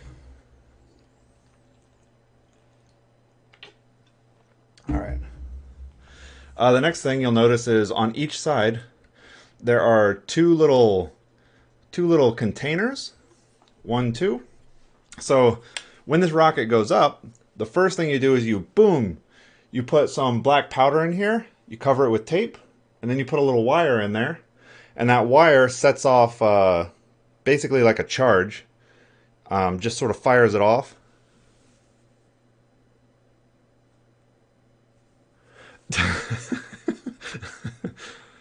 Probably. Can you hear me? Am I actually like, yeah, okay. My stream appears to be sending some, but I'm just not 100% sure there. Okay. Um, so inside of these, you just put the charge. You'll notice that there's two of them. You don't ever send a rocket up with just one charge because if it fails, then you're going to lose your rocket and possibly damage something or hurt somebody. So you put a redundant charge in there, and the redundant charge goes off about a half a second after the first charge. So the first charge goes off, and then the second charge goes off. So if the first one fails, the second one is generally much larger, and it will just destroy the rocket. It will break it in half. So like this one, you'd only fill up like say a quarter of the way, and the other one you'd fill up almost to the brim, and you just put it on there. Ideally, what happens is the first one goes off, it opens up, and then the second one goes off, and it just shoots out into the air, and you don't have anything to worry about it. And then again, it's all about like safety and making sure that you get everything back. It's way more important. This thing right here is like 90% of the cost of the motor, with the exception of that casing that I just showed you, or of the rocket. And then you do the same thing. So at the top, boom, you open up, you just separate. When it comes down, you do the other side. Same idea, only significantly less charge. And then you're basically letting a parachute out. And the parachute slows it down and brings it down. So if we actually open this bad boy up, and there's like little switches on the side here you can see. This is so that you can turn off the electronics while you're on the field. If you just leave it on, like sometimes your rocket will sit out there for 2-3 hours before you get a window where you can actually launch the thing, because of weather, because of actually having to call it into the FAA. A lot of reasons why you might not be able to launch like immediately as soon as you're ready, and so you don't want to have to have it like sitting on out there for hours. So what they do is they're going to give you like a 5-minute warning. And they're like, okay, we're going to launch your rocket. And then you run out there, you turn the thing on, and then you go back, and hopefully your battery lasts that long. Yeah, they can still cancel it after that, but it happens very rarely. All right, there's also a giant hook on here. I don't know if you can see this. This is what you actually attach the parachute to, or the shock cord. When you separate it, and the shock cord is really just like a very, very, very long piece of nylon, or God, what is the other thing? They make the bulletproof vest out of it. Kevlar. It's like very, very, very long piece of Kevlar. Nylon has a tendency to melt when the charges go off, but the Kevlar is just fine. And then you don't actually attach it to it all the time. You keep it separate because, oh, I'm unscrewing both ends. 1 second. You don't keep it attached all the time, because at some point you're going to have to replace it. So you don't want to like glue it to the actual airframe or anything like that like you do in smaller rockets. I'm almost done here, I promise. Alright, there's one of them. Now we just got to do one more. Another thing that you'll notice is these like little connectors right here. You have to, and it's hard to see, but basically all they are like little plugs. So in one side you plug into the electronics that run inside the thing, and then the other side plug into the charges, and that makes it so that these things are replaceable as well. Basically everything needs to be replaceable because it's all going to get broken at some point. Like, it's just part of the game. you got a lot of heat, a lot of fire, a lot of everything. Like, stuff's just, it's just going to get broken. No two ways about it. Almost done. I really hope the thing is in here. Be upset if it's not. Oh, it's not. Where is it? It must be in there. Open it up anyway. Yeah, there's very, very, very little room inside these things as well. Once I get it open. I'm just having like a seriously hard time with the last little bit. Try the other side. So inside of these things, you pretty much have to like... They pack super, super tight. Just because the amount of stuff that you're trying to put into it, and unless you like have a custom board built, you're just sort of working with the form factor of the things that show up. Let's see here.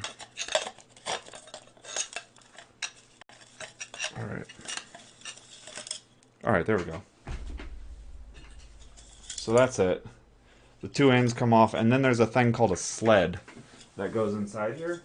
And the sled runs along the things that actually hold the end caps together. I think, though, I was actually doing something with it. Put the sled in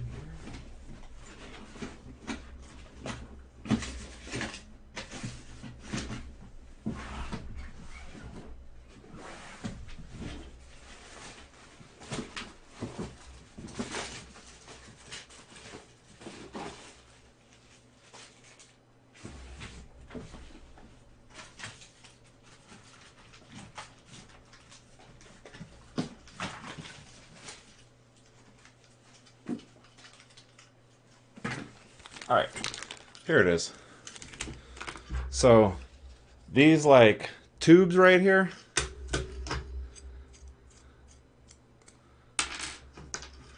are what this slides onto. And then this thing sits inside of it. And then on the back side here is where I would mount the camera. And I think I was using a GoPro for the last time this thing went up.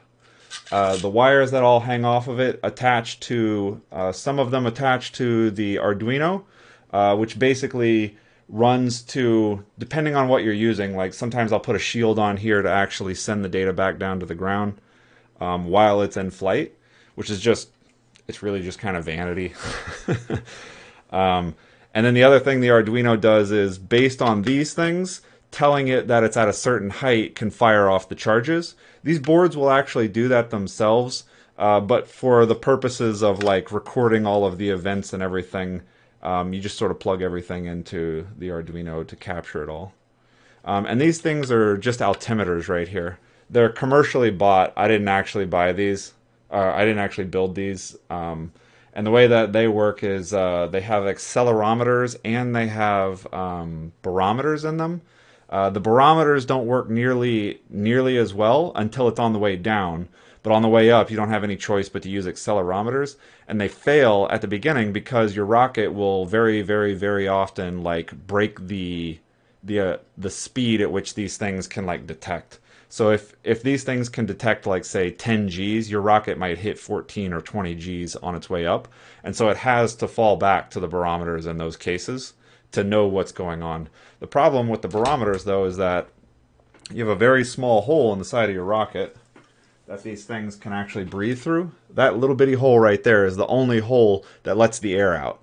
And as the air goes out, you can imagine it takes a little bit of time for the air to squeeze out of this hole because it's going up so fast.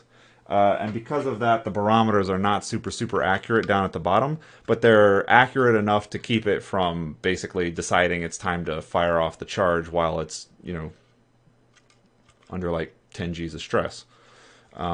If that were to happen, and it does happen occasionally when something goes wrong, but if that happens, what ends up going wrong is your rocket separates going 10 Gs and it just shreds into pieces and you lose basically everything. Hopefully you can find the pieces, and that's about all you got.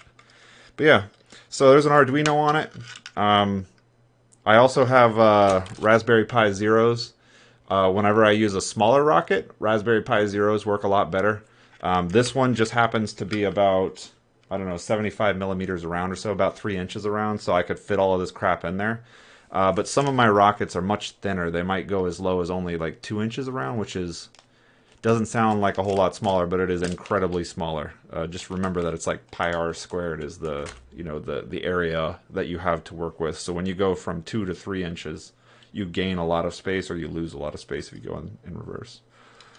But anyway, that's where I'm at with this. Like I said, I'm super itching to get back into it after watching Robert Tables grind away on some of his projects, and I might just have to do that. Anyway, let me set this stuff aside and get back to this game development for a minute. See if we can finish up these lights. And if we can finish up these lights, I think I'm just going to call it here. Go find something else to do. I got to take my son. Oh, it's already 2 o'clock. Yeah, once we finish up these lights, I got to take my son out to gym class. Pull this up. All right. I've got so much more rocket, man. I have a utility closet is like the only storage that we have at this house. This is like the one thing about buying this house when we moved last year that was like, oh, that kind of sucks. Not a whole lot of storage, and I was like, that's mine. Got that full. Got I think I have probably 8 rockets right now. Video on demand. Let's see, where was that? What was I looking at? It's on my YouTube. If you go like that, and then you open that up and go to all videos, and it's like the first videos are all me launching rockets. Pull some up here. Switch the screen. I am gonna change this so that y'all can actually hear it on here. Properties. Sennheimer speakers, Real Tech. Goodness me, I'm gonna guess it's that one. Let's see if I go and I play a video. All right, this was one of my really early ones. Can you hear this? In just a second when it actually loads. Yeah, there you go. Alright, this is me going to recover it after it had already landed, and like this is what it looks like when you go find it. Good. Good. If you listen, you'll hear some beeps. I mean... 8, 1, 7. 18, 17? Yeah, that seems low. I'm gonna try one more time. 18, 17.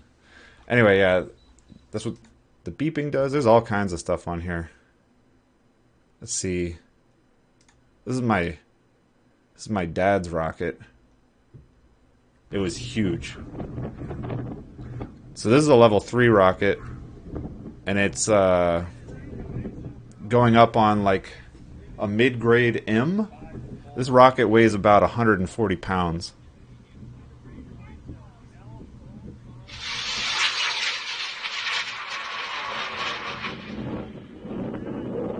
That's crazy.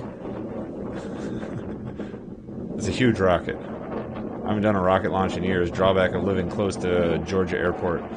You know, I lived in Atlanta for 10 years or so. And when we did it there, we would drive out to just south of Birmingham, Alabama, in a town called Childress. And then the other one was in... Man, where was it? I'm never going to remember this. But anyway, there's a bunch of farmers out there that'll just let you, like, borrow their field. And as long as you have a waiver, yeah, they just let you go out there and fly. It was so much fun. I have lost so many rockets out in those fields, though. Occasionally, they'll, like, be tilling the land. General aviation. Oh, general... Gotcha. Georgia. That is called, there's a bias name for that. Anyway, this rocket ends up coming back down in one piece. It was kind of nice. The second time it went up, it did not come back in one piece. Yeah, that one was good. Right in the middle of this cloud. You'll notice that a lot of these rockets are being launched at large events. They don't all go like that. Most of the events that we go to are actually quite small. Anyway, yeah. I've got tons and tons and tons of rocket content. I've also got all of the data that I've ever recorded from all of the flights that I ever put something on. Yeah, you would absolutely go to jail. They wouldn't give you a waiver within probably 60 miles of Atlanta. That's cool. Yeah, I appreciate you. Okay, let's do this. Let's make this thing respect walls, and I got to get this done here in like 10 minutes. So what we're going to do is we're going to look at the current cell.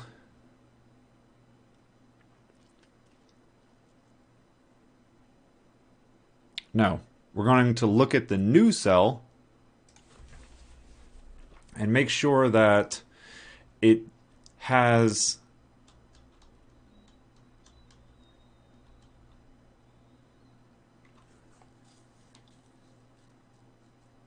it's sort of like we want to be able to tell if we can find a path to get from here to there.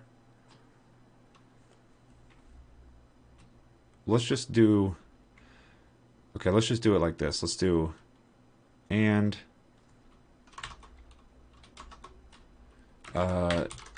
new cell dot walls dot contains. I don't have a contains. How do I check for walls? Oh, index of left. All right, there we go. So this is left and up. So essentially what I want to say here is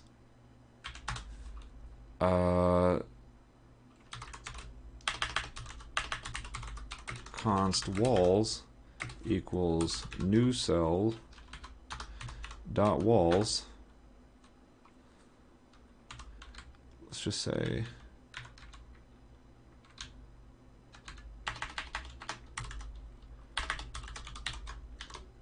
dot has left wall. Oh. Dot walls dot index of left.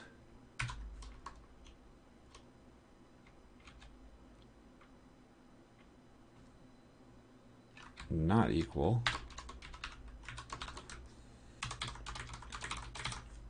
left, right, top, bottom, bottom, top, right. Okay, now what we're going to say is and. So this is the top left.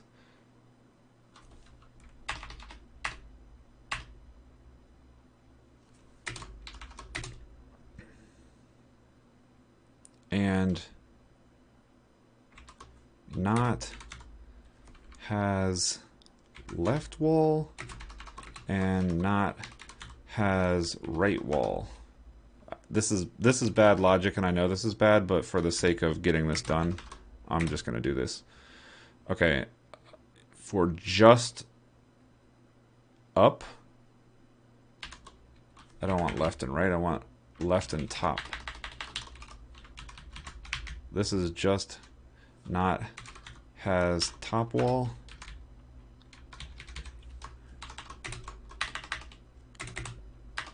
And not has right wall and not has top wall. And this is and not has left wall and not has bottom wall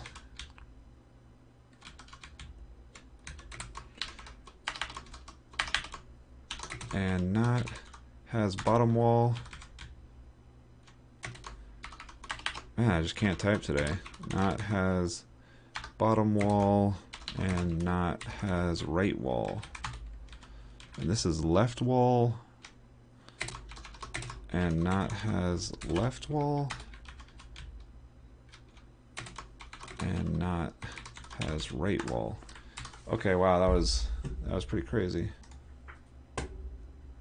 Okay, let's see if that more or less fixed it. 1, 2, 3, grab it. People, people. Hey, all right, we're not going through the wall.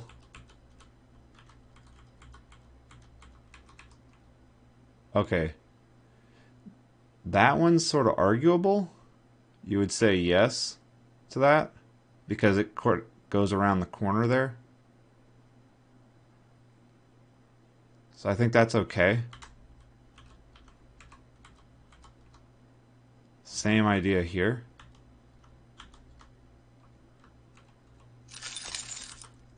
Oh no, you must boot the system before you can exit. Okay, I think more or less that respects the walls. Okay, now this like leaving a trail thing needs to sort of go away. So two things. One, we need to always respect the window. Okay, let's just put this on the to-do list. Okay.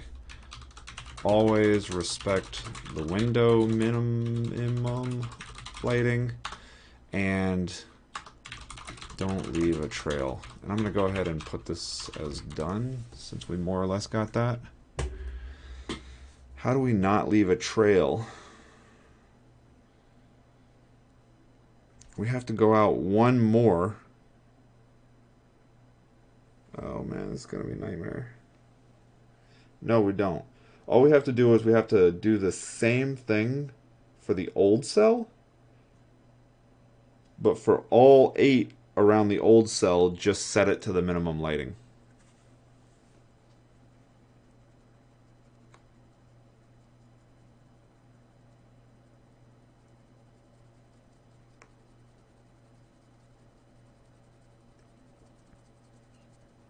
I think that'll work.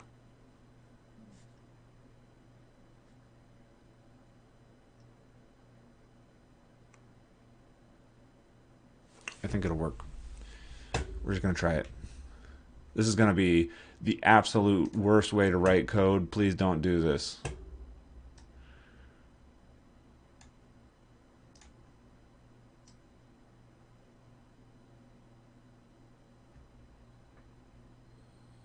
Okay.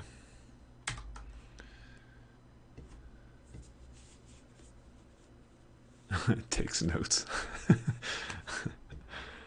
Okay. All right, I am basically going to copy and paste all of this and replace new cell with old cell. Don't do this.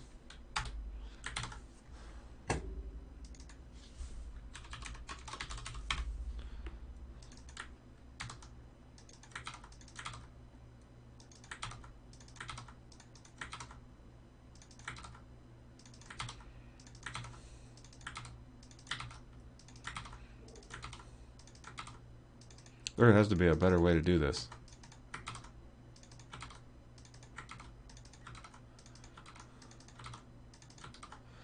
And then I also want to change these all to the minimum level. 25. 25. 25. 25. Light level. 25, 25, 25, 25. So basically what we're doing is we're saying set all of the previous cells to 25 and then we're going to move and update the new cells. So actually we need to do this first. And these can't be const. These need to be let.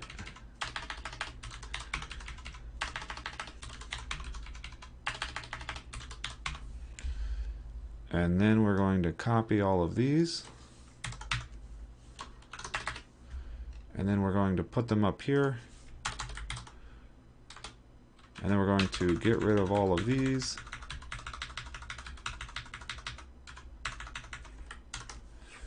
Let's see if that worked. No errors. People, people, people. Ooh. Only problem is it crapped out the one we're currently on. Oh, it's because I set it first. Let's put that at the end.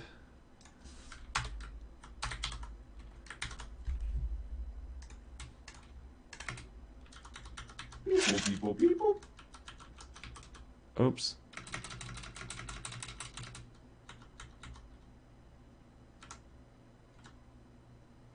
That's interesting. So it won't look around a corner.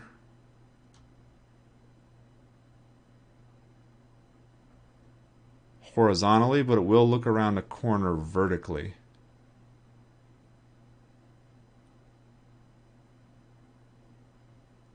Super interesting. Why would it do that? Oh, because this one has a wall and this one doesn't have a wall, and that's why this is bad logic. Okay, so we're just gonna put that. Okay, and then we want to say don't leave a trail. That's good. And then we want this other thing, which is going to be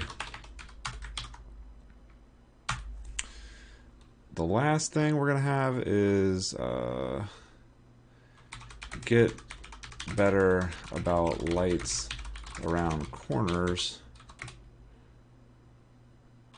Get better about lights around corners. Always respect the minimum lighting. Proximity to a window.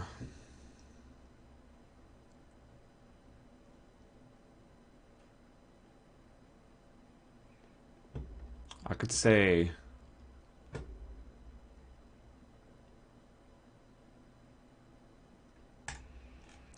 one thing. Okay, so I could define. I think we already are defining something as a window. Window. Nope. Okay, let's define cells as windows, and then let's say update the windows.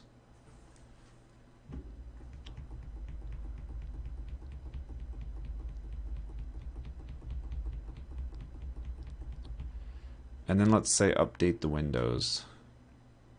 You know what? This is just another thing where I'm like, that's cool, man. Thanks for joining. I'm actually going to wrap this up here in about 2 seconds. I think I'm not even going to worry about this for today. I'm kind of happy with where things got, and with the 30 minutes of show and tell.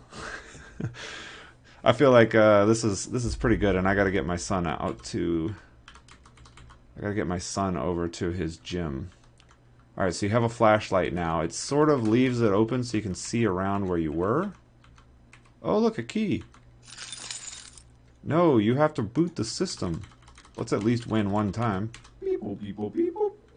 Use the data to reboot the system.